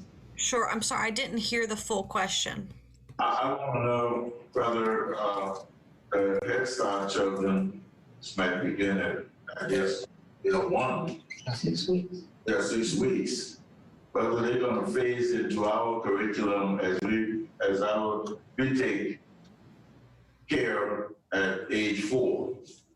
What kind of continuation they're going to be in the curriculum and the measuring stick of the progress of those children that we are receiving from Head Start at that age level and the resources that are needed to change that. How do we monitor this, and is there something in place for that kind of collaboration? I hear the building, and the utilization of the physical aspect of it, but I'm hearing separation in the curriculum aspect of it. And I want to get a hands-on whether we are gravitating towards one curriculum for all, with with the monitoring tools or not. We do. So we, excuse me, we currently have a standard curriculum that we use birth to 5. So Head Start is also using that curriculum. It's called Creative Curriculum. And that provides a curriculum from starting at 6 weeks when Head Start starts serving the children all the way through our pre-K. And then in kindergarten, we start a different curriculum. So we do have what we call that vertical alignment with curriculum. And then we also both use a assessment system called Teaching Strategies Gold. And that also starts at 6 weeks old or right at birth. And so we can track a child's progress starting at birth, going through all the way through essentially the 12th grade at this point. But yes, we have aligned those systems so that children receive the same basic foundation across the board. And you're just beginning that, Ashley, or you've always had that? No, that has been in place since we formalized the partnership back in, I believe it was around 2012, 13. So we now then can look at the results of that relationship through a period of time, a window of time, see whether or not, this collaboration is a successful one versus the independence that goes on other areas. Correct. So we have the Teaching Strategies Gold system that can track them birth through pre-K. And then when they enter kindergarten, we start using the primary MAP scores. So we can show a child's readiness based on primary MAP scores. But we also, as a teacher or as a district, can say, what was going on with this child at 2 years old or 3 years old based on the data that we collect from Head Start and or pre-K. Yeah, and you also can find or show data for those children who did not have Head Start in the same demographical region. No, if a child's not currently enrolled in a Head Start program birth to 3, let's say they're enrolled in a private child care center or a church preschool, they're not currently using the same system that Head Start and the district are using. But as long as they're enrolled in Head Start, we are able to track them birth through. I'm talking about comparing that same child in a 2nd grade versus the Head Start child. And so you do have a separation of the two. I mean, you have a child that said Mel Campbell was in Head Start at 2-year-old. Now he's 6 years old. Ashley Hutchinson was not in Head Start at 2-year-old. Now she is 6 years old. And how do our data compare? That's what we're coming from the same neighborhood, so to speak. I think yes, I understand where you're going, Mr. Campbell, and I think the other piece that I think Ashley is trying to add or interject into that thought is that all students don't fit in those two buckets, right? So you have the two buckets you described, but there's also a bucket where somebody may have gone somewhere else for pre-K, not Head Start, not the school district. Is that right, Mrs. Hutchinson? Right. We have the capability with map testing and primary map to compare the two children. But like Dr. Rodriguez was saying, there are a lot of other factors that go into when you're comparing these two children. You know, if you compare Mel Campbell that went to Head Start versus a child that may have gone to a private child care center, there are some differences there. Because of the different backgrounds and experiences the children have had and all of those things leading up to their school experience. Also, so you're talking about a child who doesn't go at all to Head Start, and maybe, I mean, for most practical purposes, the area or the region I'm talking about, they're not going to any kind of preschool. Right. You know? So that's the child I'm interested in. Yeah. I want to know, are we better off if we service all the children in that area than Head Start servicing 60% of the children? And is that 60% of children showing adequate progress where we should engage Head Start to service the other 40%? That's where I'm going with that. I'm not anticipating that we're going to develop some private nurseries on St. Helena Island. I'm anticipating that some children are being serviced there, and we want them serviced, and Head Start is the only avenue right now. That's what I'm wondering. I'm not, yeah. So, I'd like to know whether we got those statistics. Head Start child from St. Helena, non-Head Start child from St. Helena. Head Start child from Sheldon, non-Head Start child from Sheldon. And I want to see that comparison because I want to know the impact of the Head Start program on that population. That is the intent of the government initiative there with Head Start. I think we'll dig back into that data to see how far we can split those hairs to try to get at what you're getting. Yeah. Mr. Earl Campbell? Yes, some children does not qualify for Head Start because of their parents' income. So that's where the problem comes in. And I don't know how we're going to solve that. My concern is when we do a lease, I want to make sure that the district and leasing understand what's in that lease. Because the meeting at St. Helena, they came up about the outside area. I know. And stuff like that. So make sure who's responsible.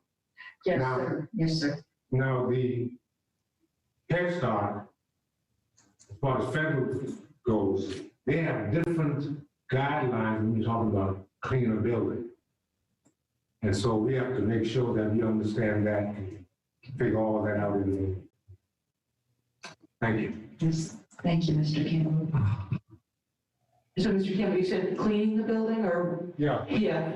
Because the question came up on vacuuming the carpet. And it seems that Head Start did not know who was responsible, so that's what we need. Yes, sir. And Mr. David Schrader, who was hired to help with maintenance for Head Start, Mr. Schrader and Mr. Audi have been talking together about who's responsible for what, because I want that to be in the lease to be real clear. So, all right, Mr. Rich. Thank you. Actually, I apologize if you've already said this, but I'm just a little confused. What is the difference of what we're doing now at St. Helena Early Childhood Center? I mean, what was it before, prior to your information that Ms. Cartlidge just presented? What's the change? The biggest change would be the long-term lease. So currently we do not have a long-term lease with Head Start in the St. Helena building and the migrant building. A long-term lease for Head Start would mean they could secure additional funding. They might be able to make more improvements to the building based on the funding that they've secured. Without that long-term lease, they will not be able to secure federal funding.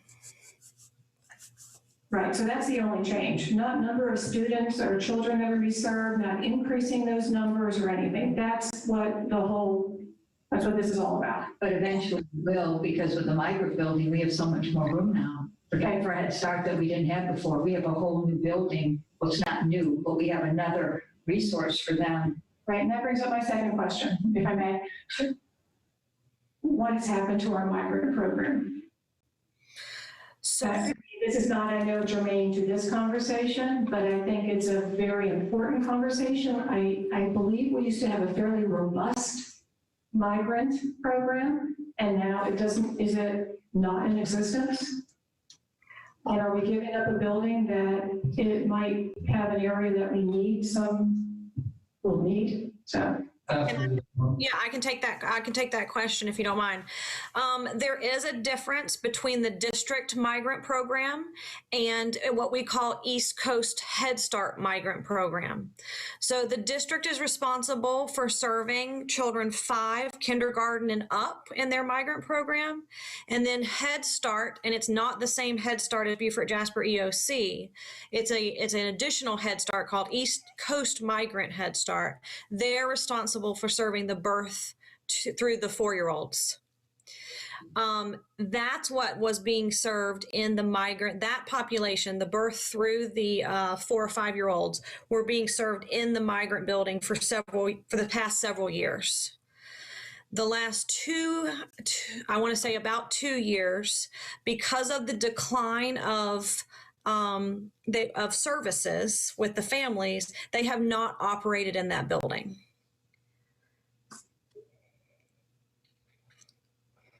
So you mean the East Coast?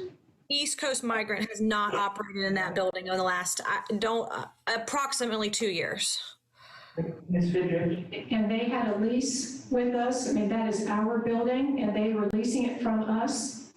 East Coast Migrant was not leasing that building. We do have an MOA with East Coast Migrant only to serve as the LEA for children with special needs and Child Find, but we do not have a lease with that building. Head Start, Beaufort Jasper EOC, I believe, held the Head Start East Coast Migrant lease.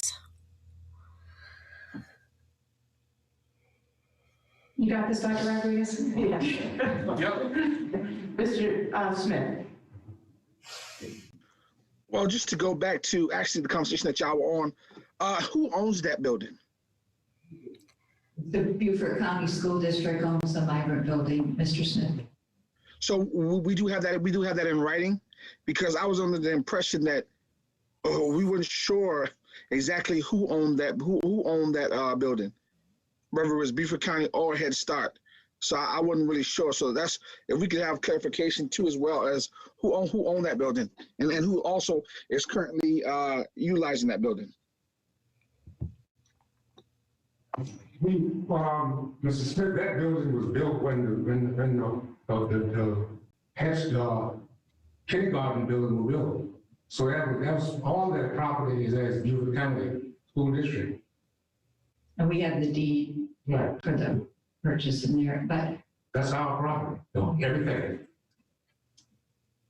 Thank you.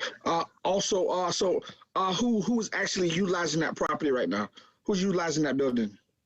Well, at the moment, there are 2 rooms that the transportation, the bus drivers are using it now, but they're going to be moving out. Mr. Rodden, could you provide some clarification? I believe they're going to be in the section of the gym. Yeah, just Mr. Burton. Currently, Mr. Smith, the only user of the migrant building is the transportation department.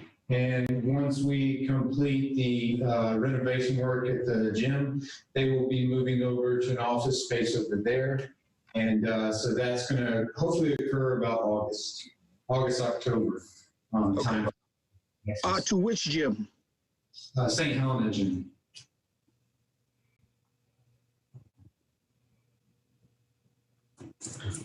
So you're clearing, so you're putting an office in the St. Helena gym for the bus drivers over there?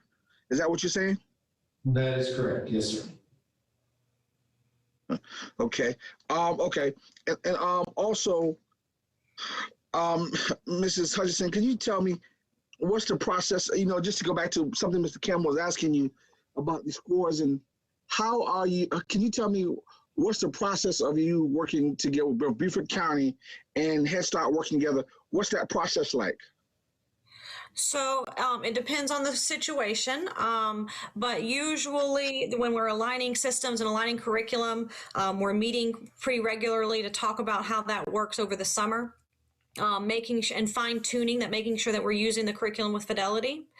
As issues and concerns arise, we certainly take them case by case, but the Head Start director and I are in constant communication about different things that are happening at each individual school based on the individual school.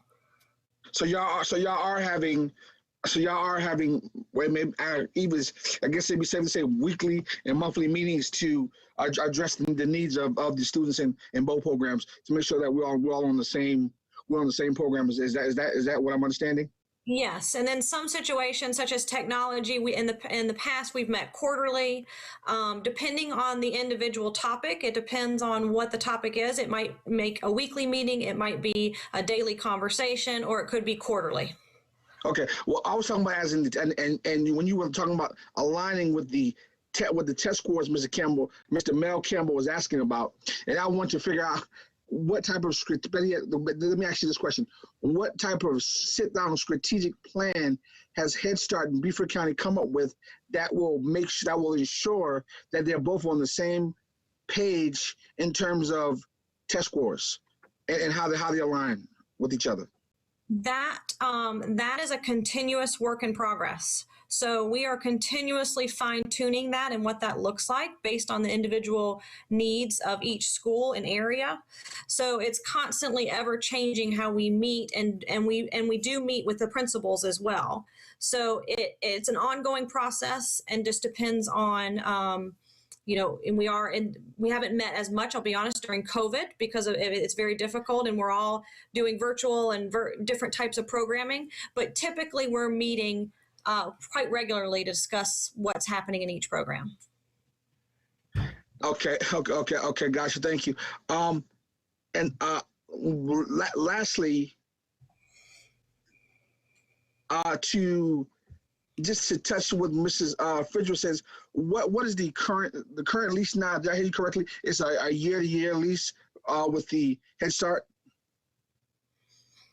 We're going to have a long-term lease as they requested. We've had a memorandum of agreement with Head Start and the school district.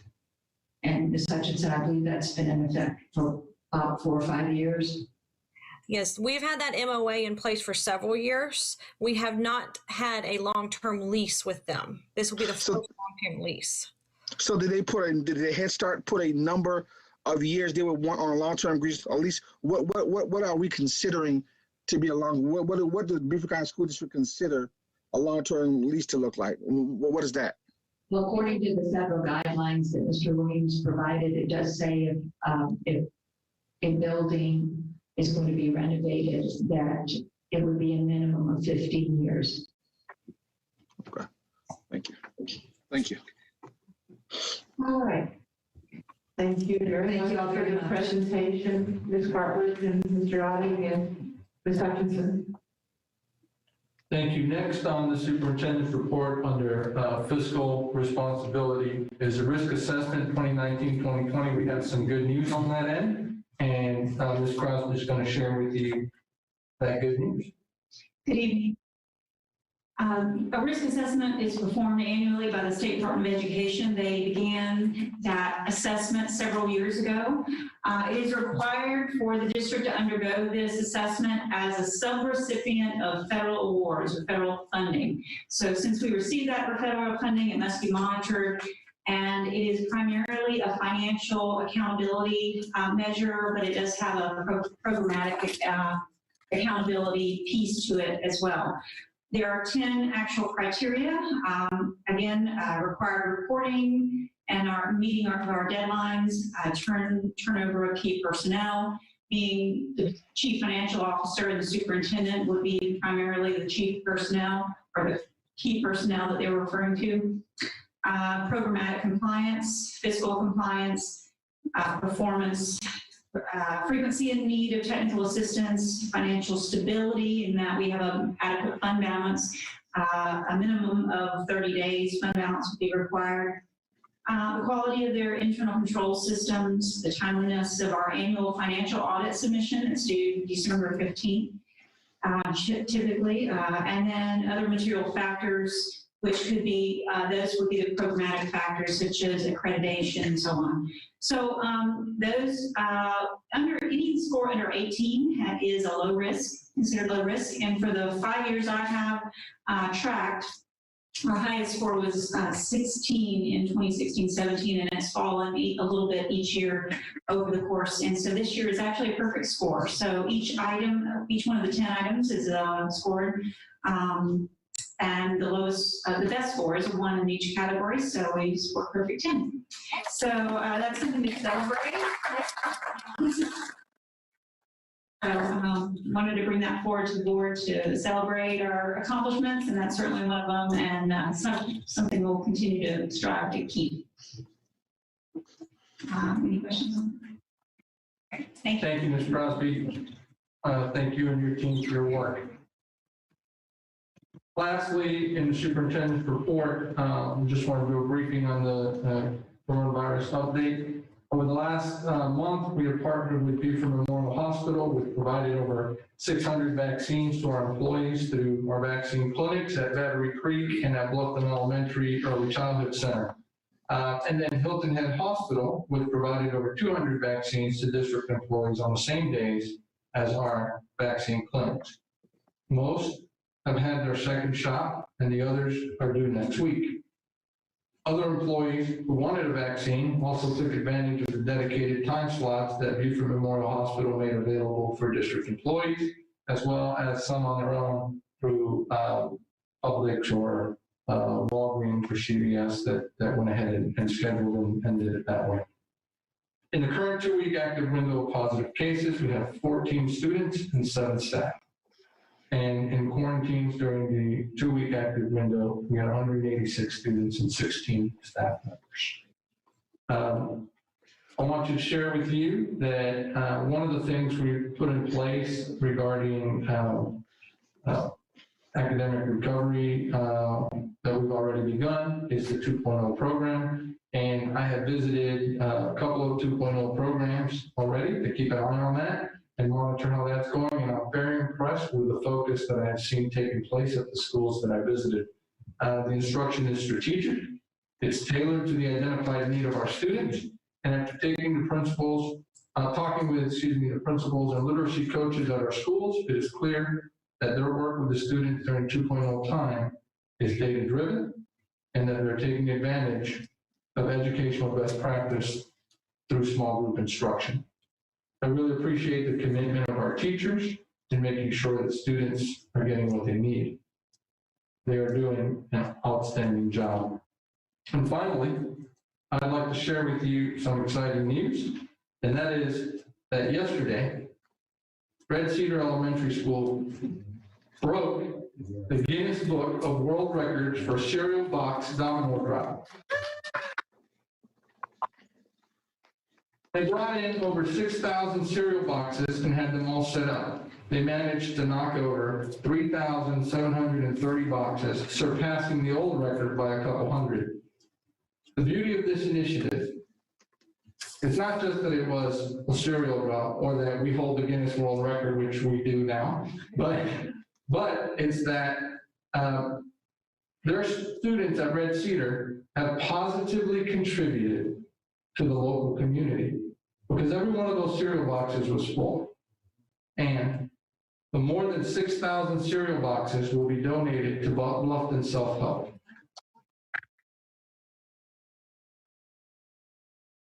I want to thank Kim Hall, the director of Bluffton Self-Help, for being there yesterday and for their partnership. Go Red Cedar Foxes! But I want to make one more point, and I want to thank Rachel Jones is here. I want to thank you for your coverage of the story yesterday. You were there and live streamed it. And I also want to take a moment to thank Andrew Davis. Andrew Davis captured the images, shared it, sent it out. I want you to know this went viral.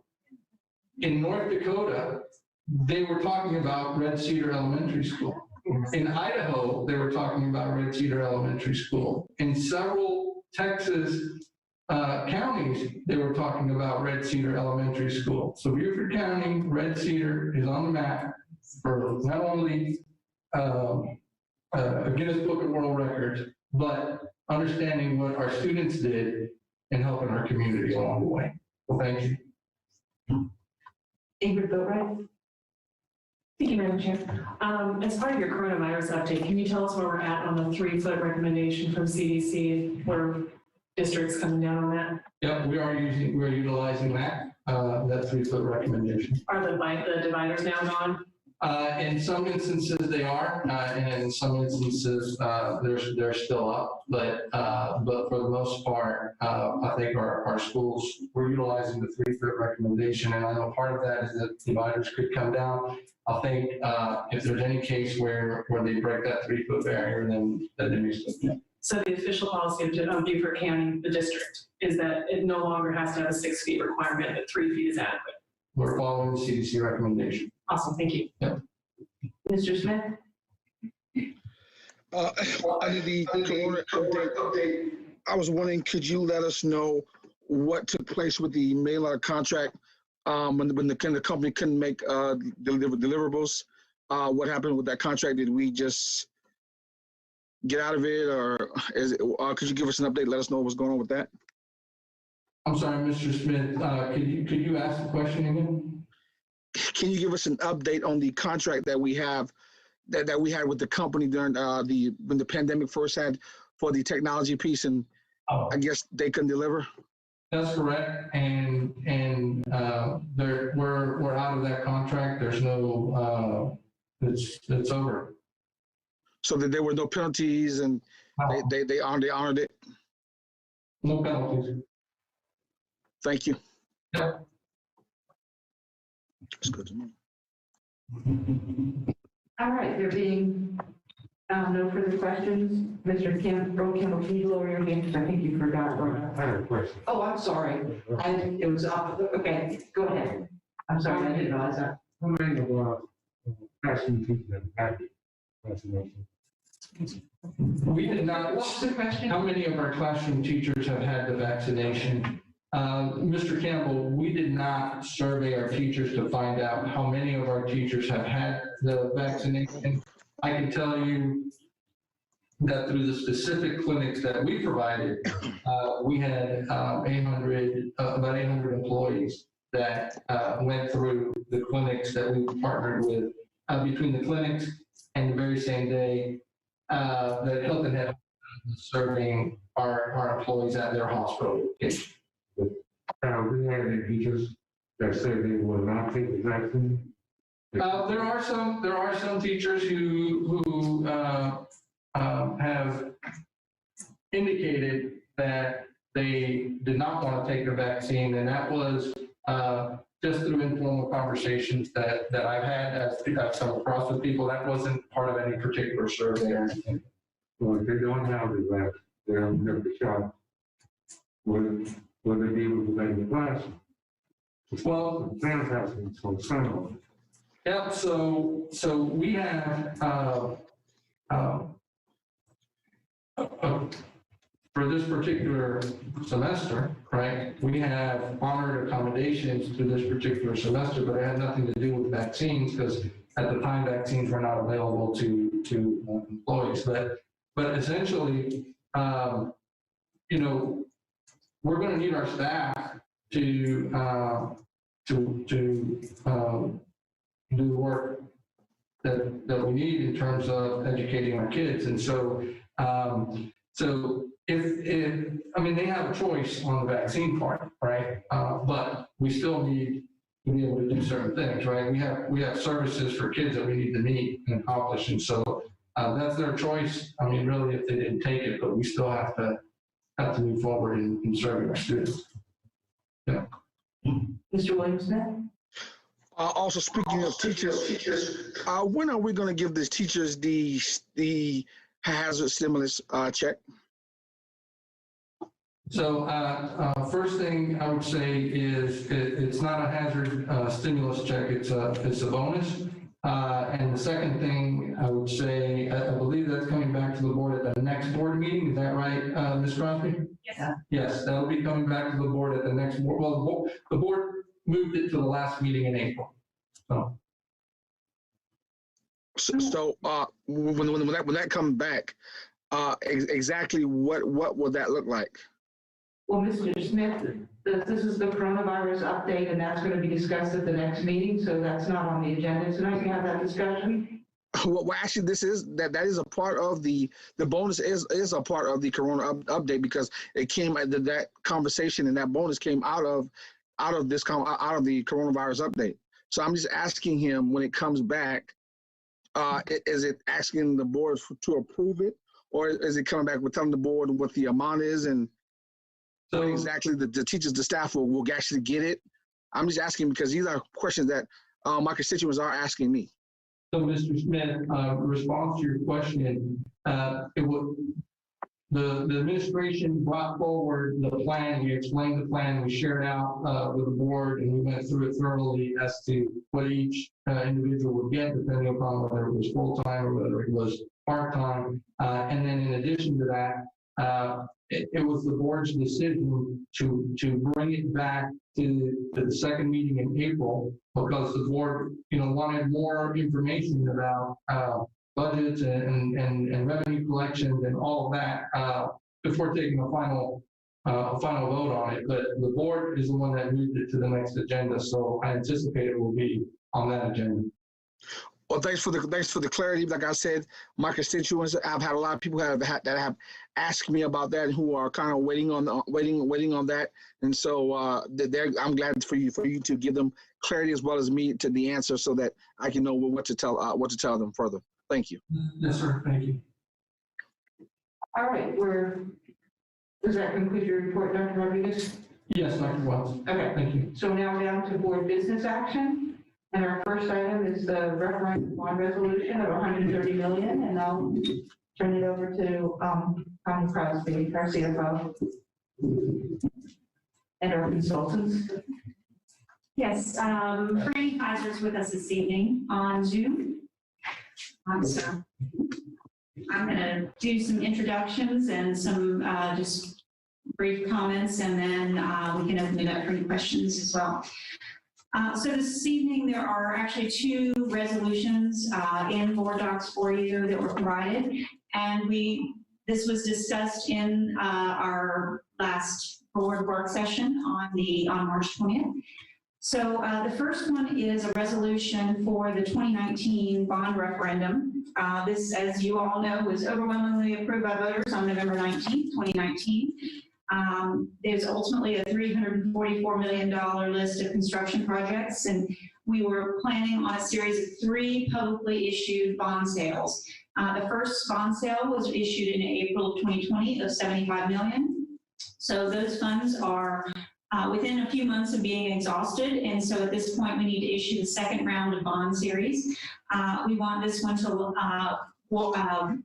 last through the August of 2022 session or time frame, and so the recommended amount is $130 million. All of the data and schedules that you have before you are based on that $130 million. It is a 20-year bond.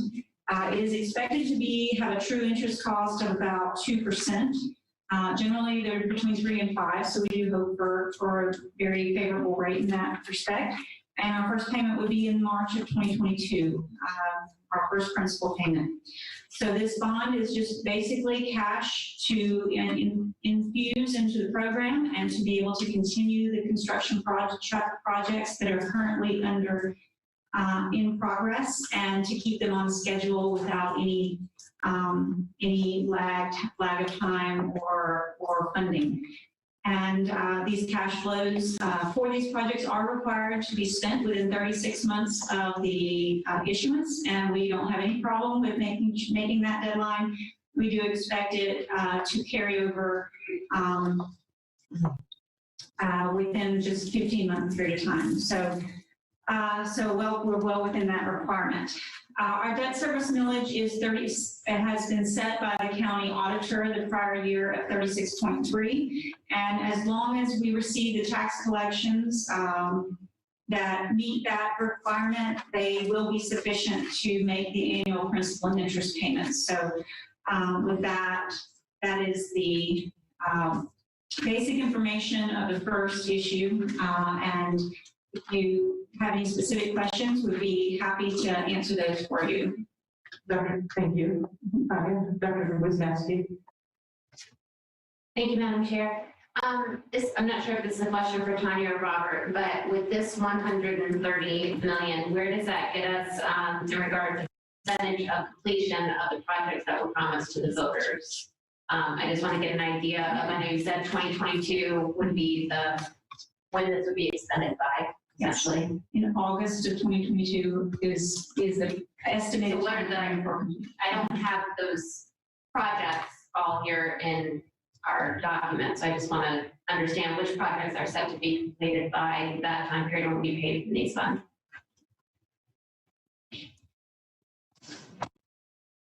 As far as the simple math completion, that's as far as math, as far as completion, that's about 60% done.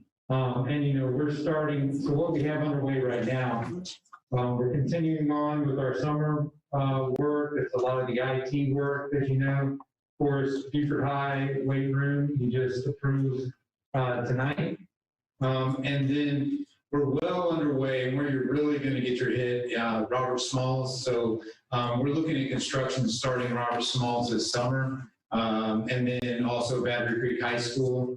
We just awarded Hilton Head Middle. So in the next, the total construction time for Robert Smalls is 2 years.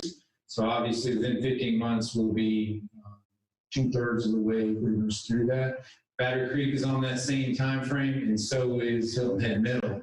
So you're looking at our summer work projects that we've had going on with more each year, and then 2/3 of Battery Creek High School pretty much being done. Battery Creek, Robert Smalls, 2/3 Robert Smalls, 2/3 Battery Creek, probably 2/3 of Hilton Head Middle, and those are our largest projects right there. So that gets us to 6%, well over 6% complete during that time frame.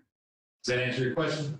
Can I follow up? Is there any way I could get that from like that chart or a one-pager or something? I think that would be some really good information. I'm sure it might be somewhere else. So we do present to the clock a budget. We have the whole referendum planned out as far as a budget. That's not the right term. What am I trying to think? Cash flow. So yes, I can get that to you, no problem. We also present it to the operations committee. So typically we are only doing the most recent with the operations committee, but we can get you the whole referendum cash flow. That'd be great. Would you like me to just email it to the entire board? Yeah, I was just looking for like a one-pager to get a 10,000-foot view of where we're at now. Mr. Ronning, if you get that to Ms. Christenberry, and then she can get it to the whole board. I'll send the latest cash flow for the entire referendum to the entire board. Thank you so much. Thank you.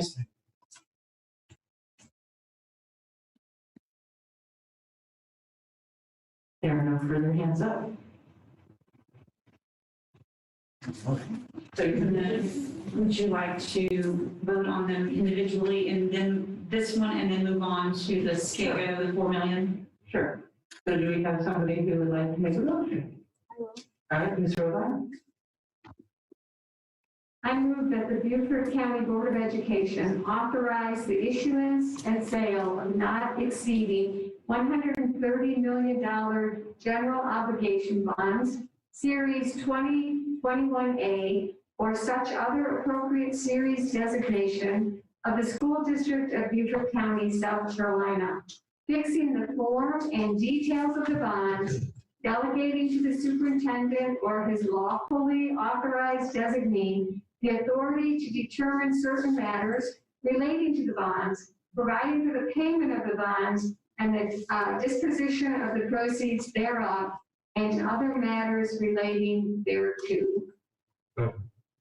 The motion was made by Ms. Rovine and seconded by Earl Campbell. Any discussion?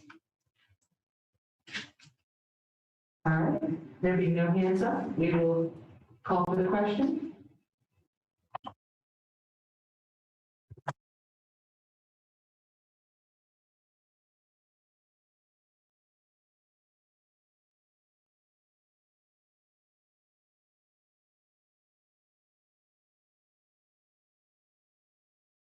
Yes. Yes, Robin. Yes.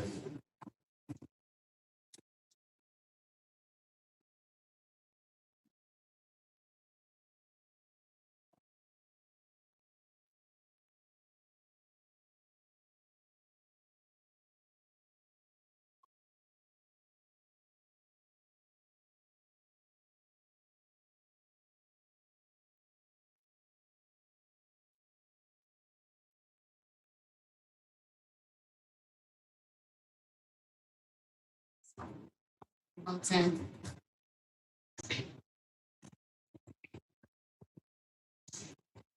It's 10-0.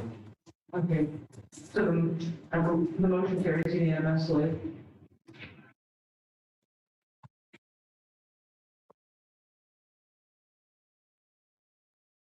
Okay.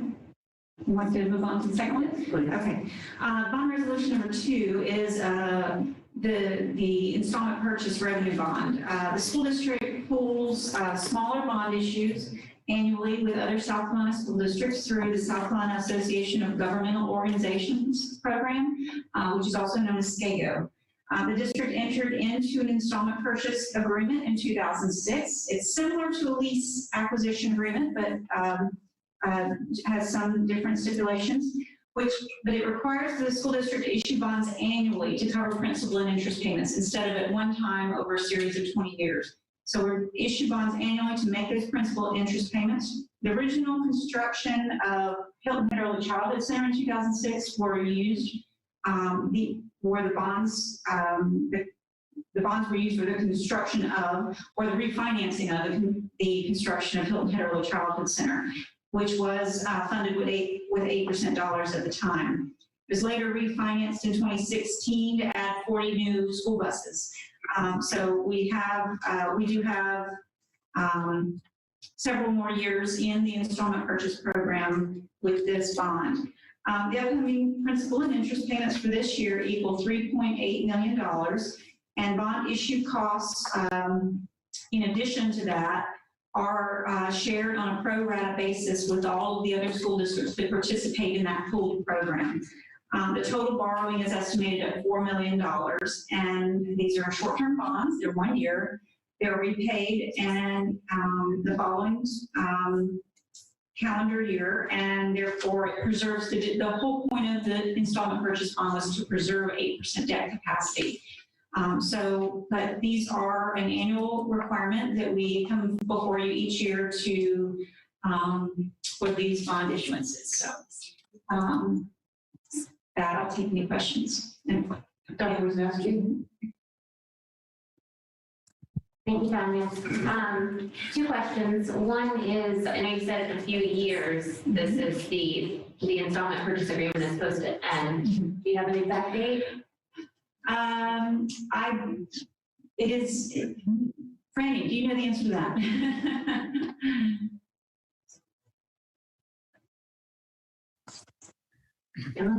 We'd be glad to get you the specific date. I don't have that information in front of me, but the installment purchase revenue bonds were refinanced in 2016, and there's generally another 10 years on the lifespan of that type of bond. So we're probably looking at 2025 or 2026, but we'd be happy to send that information to Ms. Crosby in the morning, and she can shoot it out to you.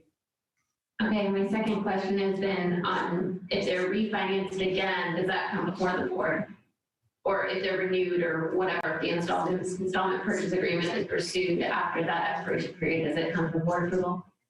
If there was an opportunity to refinance it for interest or cost savings, that would come back to the board. Thank you, ma'am.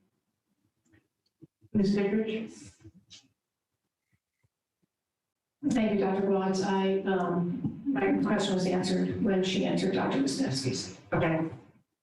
So my question is, you mentioned, Tanya, that there was the refinancing of the Hilton Head Early Childhood Center in about 2016, because that was originally constructed using 8% funds, as was May River High School. So is that part of this? It's not part of that program, no. Okay. May River High School was not part of this project. It wasn't? No. Okay. But it was part of 8% funding. It was funded with 8%, and there were long-term bonds issued specifically for the May River High School construction, but they were not through the installment purchase program. That's exactly my question. Thank you. Dr. Wisniewski?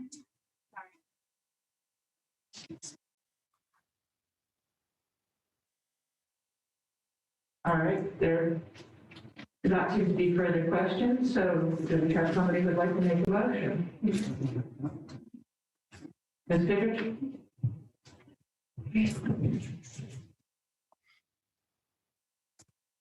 Thank you, Dr. Wise. I move that the Beaufort County Board of Education authorize the issuance and sale of not exceeding $4 million general obligation bonds in one or more series in one or more years with appropriate series designations, including a tax-exempt series and a taxable series, if appropriate, of the School District of Beaufort County, South Carolina, authorizing the South Carolina Association of Governmental Organizations to facilitate the sale of the bonds under its general obligation debt program, prescribing the terms and conditions under which the bonds may be issued, authorizing the superintendent of the school district to determine certain matters relating to the bonds, providing for the payment of the bonds, and the disposition of the proceeds thereof and other matters relating thereto. All right, and so Ms. Vickers made the motion and Mr. Earl Campbell seconded the motion. Do we have any discussion? Do you want to put your hands up still, Tricia?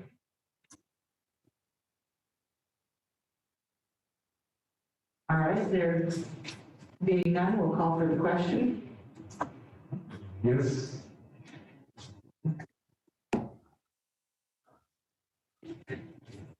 Scoreboard is not working, so I don't know if it pops up on your screen or not. It just did it for me. It did.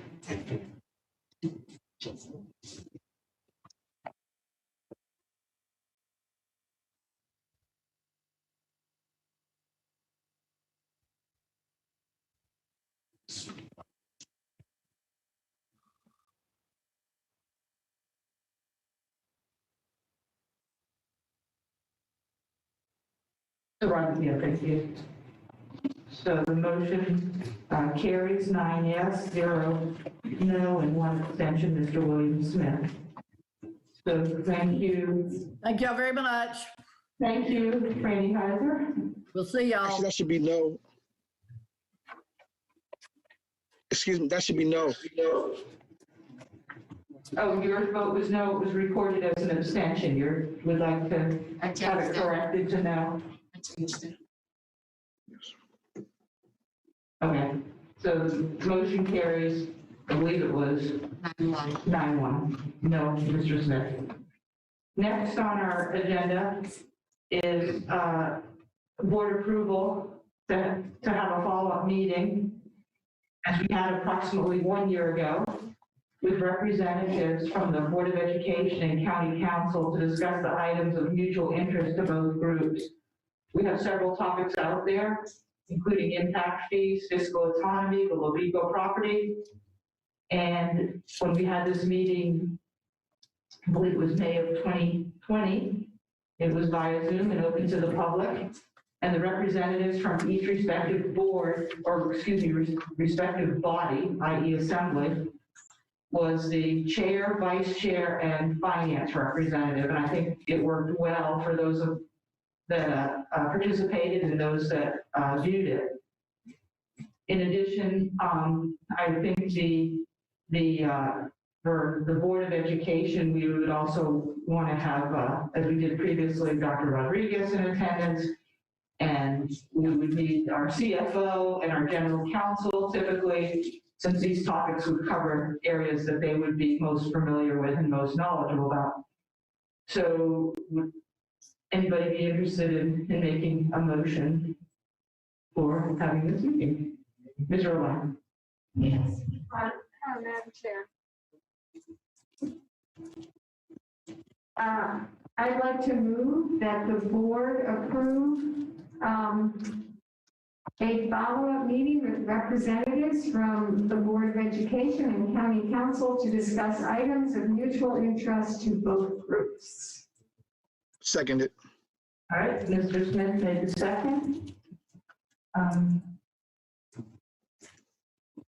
Is there any further discussion? There being none, the question is called.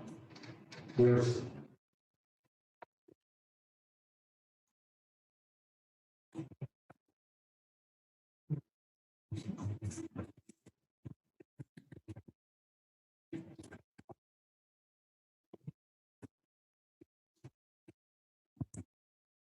Yes.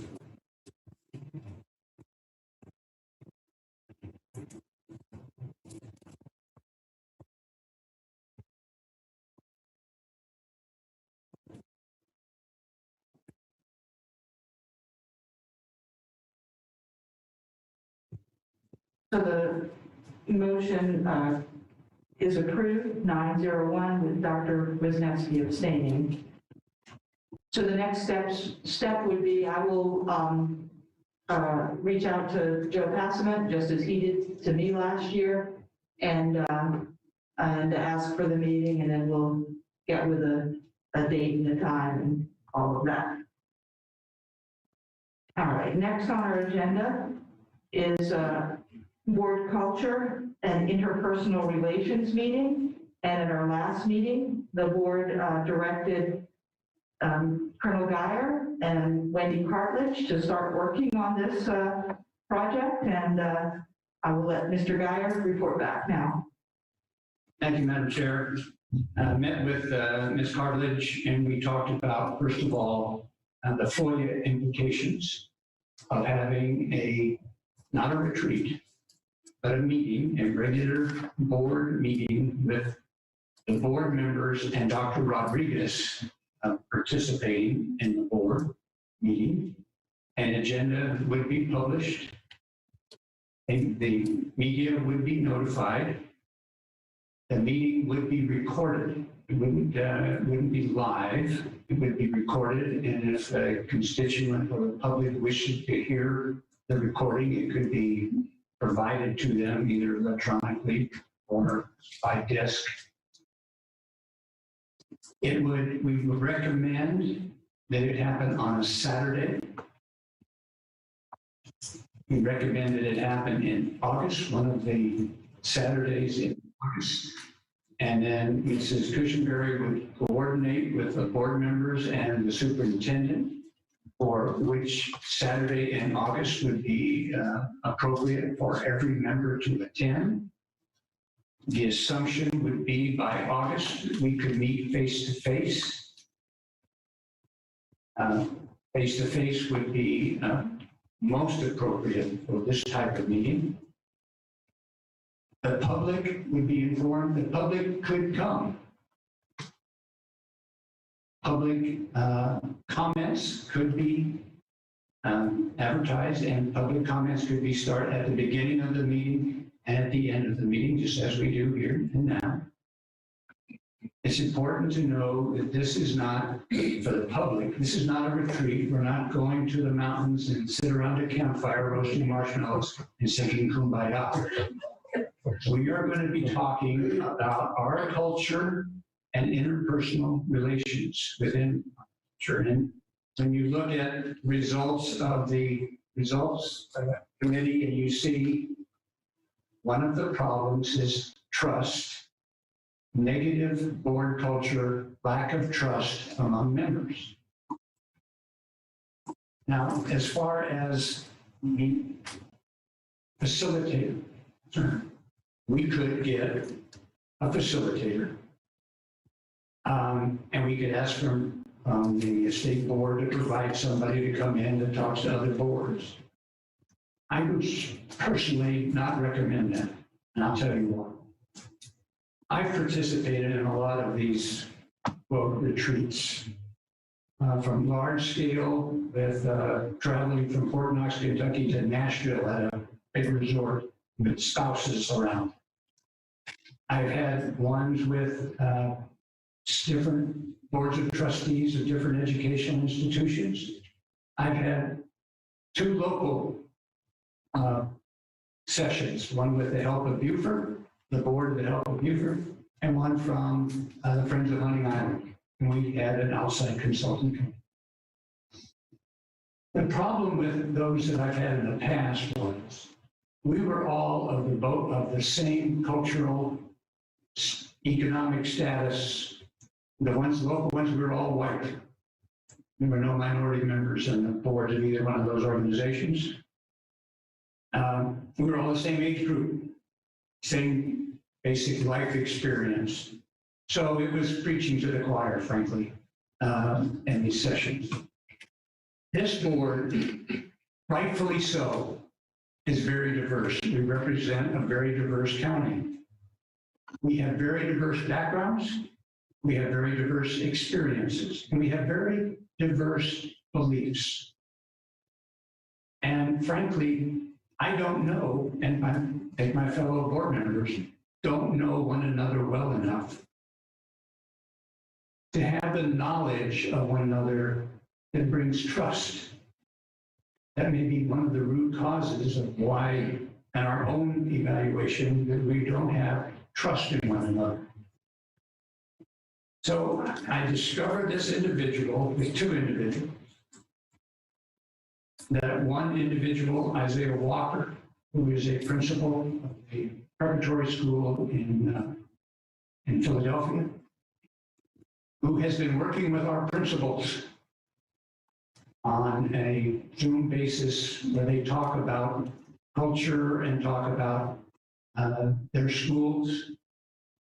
So this individual has a unique, objective view of what the culture is in these different schools in our district.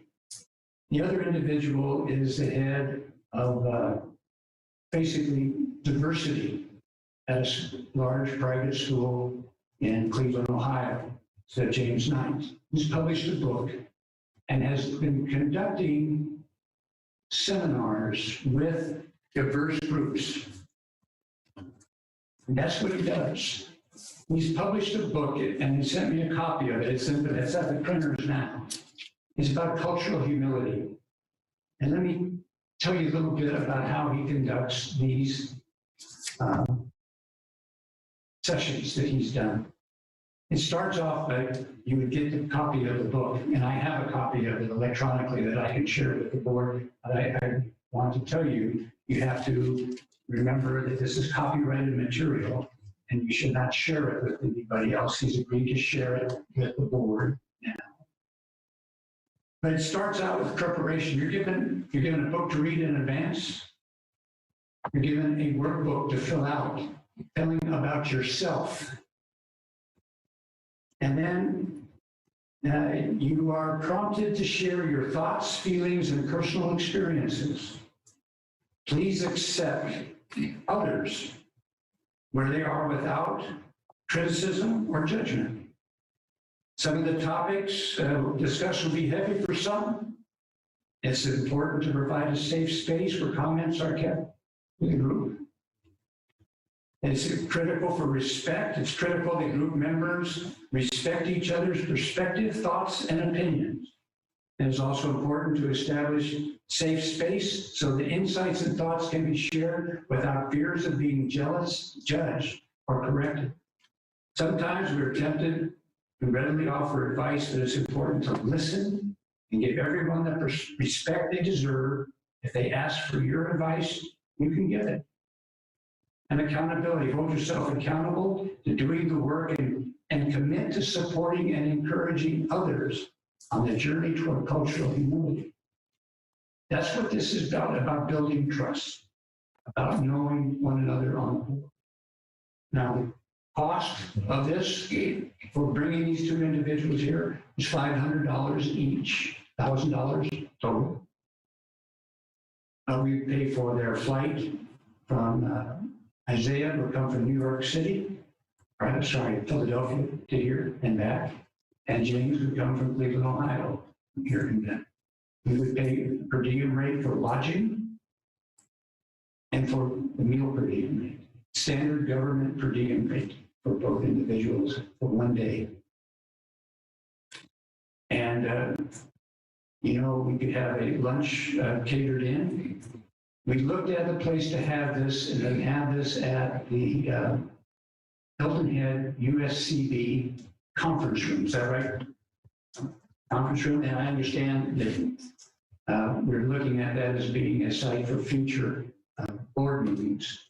And I didn't go to that, but I understand it's a beautiful location, and it would be a good place to go and to hold this. So that's my recommendation. What are your questions?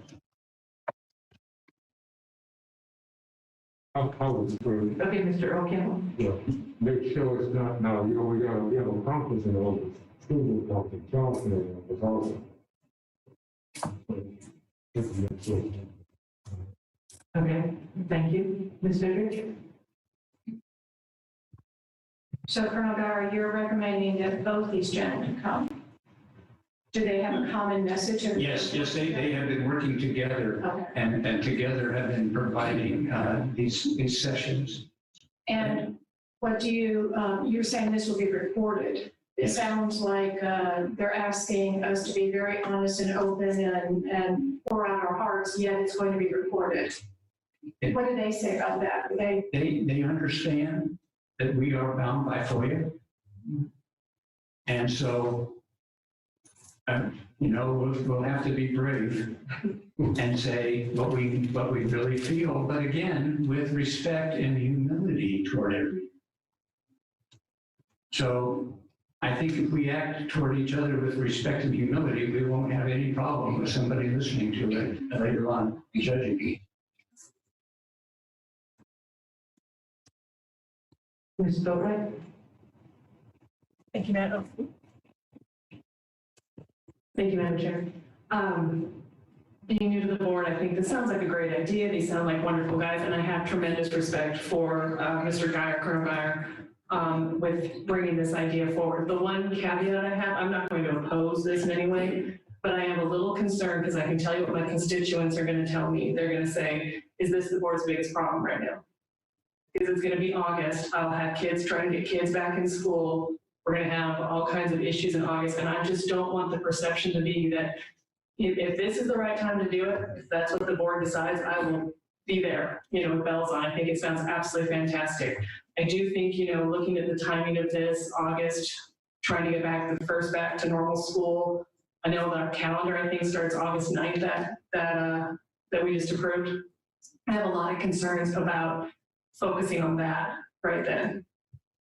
The comment of why pick August is to ensure that we can get everybody vaccinated, and that hopefully we can come together and perhaps if we all vaccinated and got the card, we won't have to wear masks. And we can have, you know, the input from body language and expressions and so on as we speak to one another, which you lose with masks on and so on. So that's the only reason why I suggested August. If you have it July or June, we might not be there COVID-wise for that. As far as the work that is involved in August for us, the train's left the station already. I mean, we've done all the preliminary work to get going. It's going to roll. So I don't know, from past August, last 2 years, I haven't had any more constituent concerns or constituent actions or actions for me as a board member to participate in August than just about any other month. Do you mind if I respond? Go ahead. It's August as a parent. I'll be, you know, trying to get my kids back to college and getting them back in school. And I would imagine it's a hectic time for the district because not August 2020, but August 2021, where people are going to be coming back. There may be some fires you're putting out. It's just more right now. I feel like, and this is the last thing I'm going to say. Like, again, I just want to say I don't oppose this in any way, but I do think that right now we have a pretty full plate, in my opinion. I'm new to the board, so maybe this is normal, but it seems like with all the budget issues and the COVID issues and the learning loss, we're going to have summer school. I know we've got all these projects that we're building, so I just worry that we don't want to take our eye off the ball on that.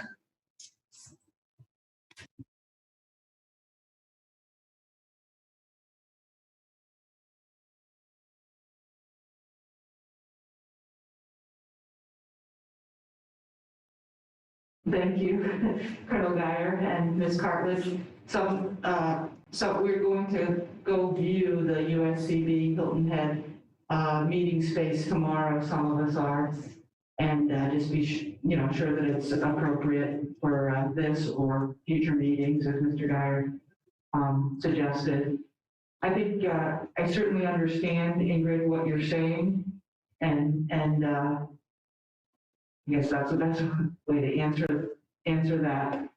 I think we have to remember we are the governing body for the school district, and it's very important that we function as the governing body. And I see this as being very helpful to us to try to improve the way we can function and be efficient and understand each other well and develop better trust, as Mr. Geyer has pointed out in his remarks just now. So I definitely will be supporting it. I also agree with you. I think to me, as having served on the board, this is starting my 5th year. Absolutely, my most important interest on this board is student achievement, hands down.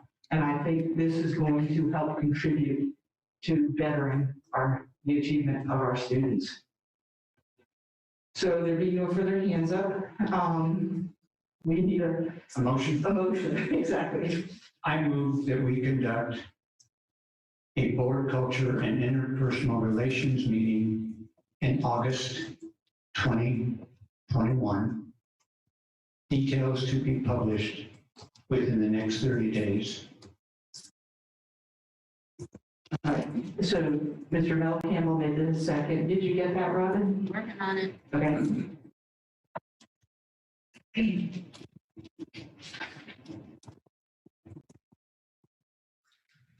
I move that we conduct a board culture and interpersonal relations meeting in August of 2021. Details will be published at a later date. No, within 30 days, I think you said. Dr. Wisniewski. One last question. Budget is coming from board budget, but in August timeframe, that would be next year's. Okay, so we should have no problems there. Thank you. Mr. Smith? Due to, I didn't have some prior information on this. I think this is definitely, when it comes to spending money, it's definitely something I like to sleep on and, think about.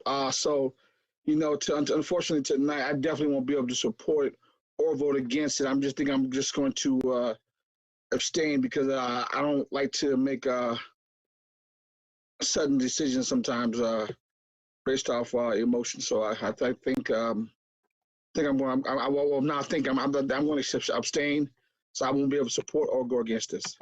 Thank you. All right, there being no further hands up, the question is called. Yes.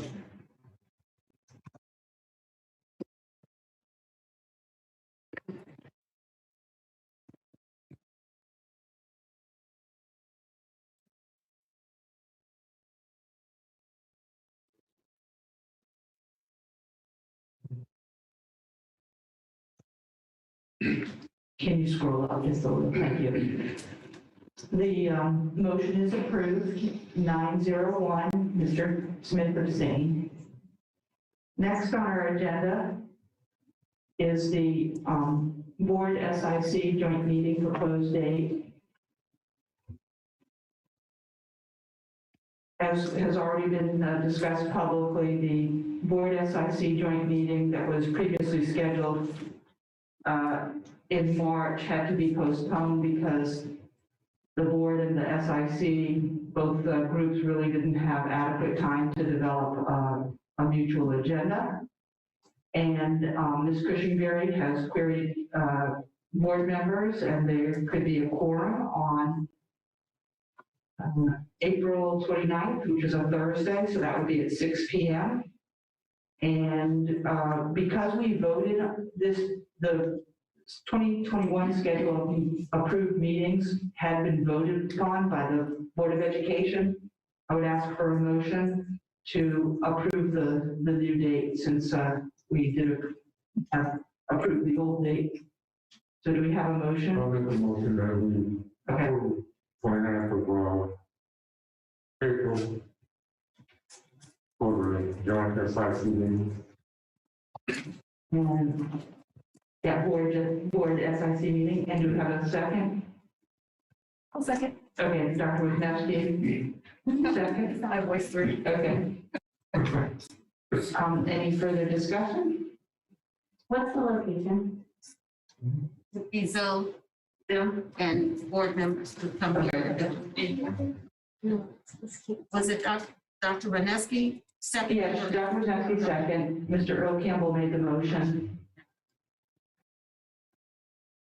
Yes. Yep. Okay, the question is called.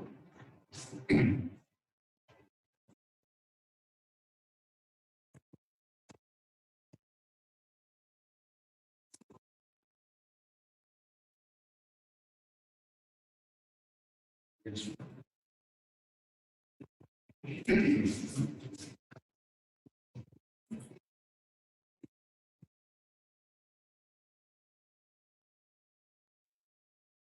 The motion is approved, 901.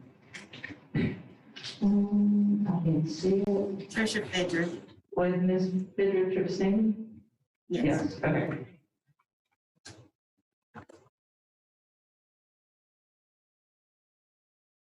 All right, next on our agenda is an update regarding the board meetings being held south of the Broad. And Robin has investigated possibilities. And so, Robin, can you take the microphone because you're very hard to hear without it, and tell us what you've learned. With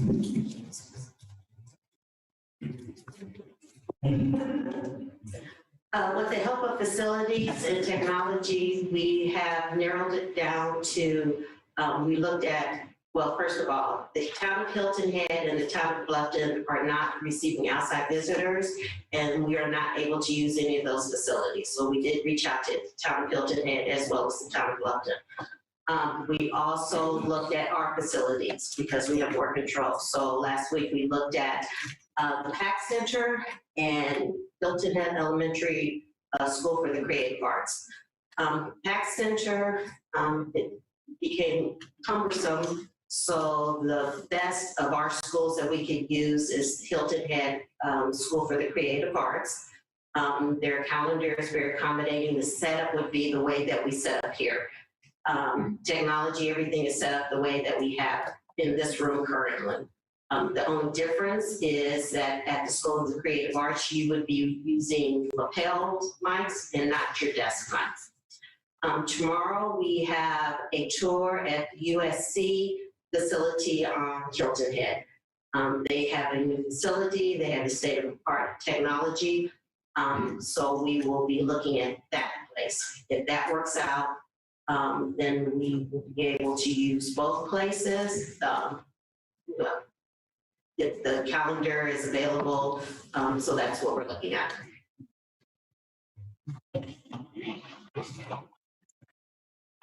Stay there for a minute, Robin. Thank you very much for your update and your work. I just want to say to the other board members, I believe it would have been Earl and myself who we did have a board meeting it would be the Hilton Head School for the Creative Arts in their gym. I believe we used the lapel mics, and that would have been back when we were discussing K-8 over there. So that was a few years ago. One of the downsides to it was just the acoustics, I would say. But it was excellent in terms of it had its own separate entrance, in and out, and it would be kind of similar to what's here. So we'll just visit the Hilton Head USC facility and see what that's like, and then we can bring back an update and recommendation and go from there. Any other questions about what we've found out so far? Or? All right, thank you very much, Robin. So we need a motion to approve the minutes on the consent agenda. I move, let's sit back and see. We do sound a lot like I have to say. I think what I'm doing now, I move that we approve the consent agenda items. And who makes the second? One second. Way to go. You said exactly. All right, so approval of the consent agenda items, motion by Ms. Boatright and second by Dr. Wisniewski. The question is called. Yes. Yes.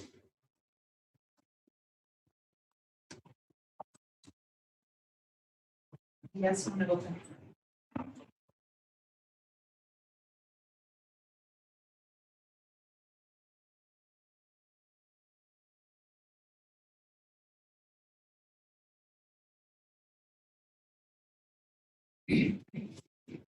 The motion carries unanimously, 10-0. Next, we're on to future agenda topics. Just raise your hand if you'd like to give one. Okay, Dr. Wisniewski? I was just gonna reiterate that discipline matrix and more granulated data on that. Thank you. Ms. Fidrich? I'd like an update on our TIFs and what has come of, like, you heard a grant writer, what has come out of the grant writer. And I think you mentioned impact fees are going to be a topic of conversation with county council. Okay, so that would be the two other items. All right. Mr. Smith? I would like to have an update on the arts programs in Beaufort County School District and how they're surviving and what's going on with them. I think I've already requested that. Yes, and I think we have that on the list, but thank you for bringing it up.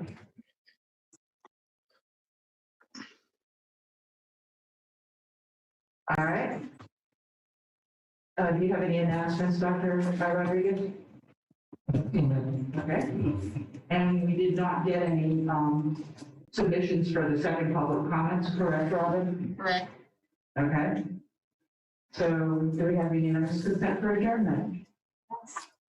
All right. All of it. We are now adjourned, and thank you to everybody.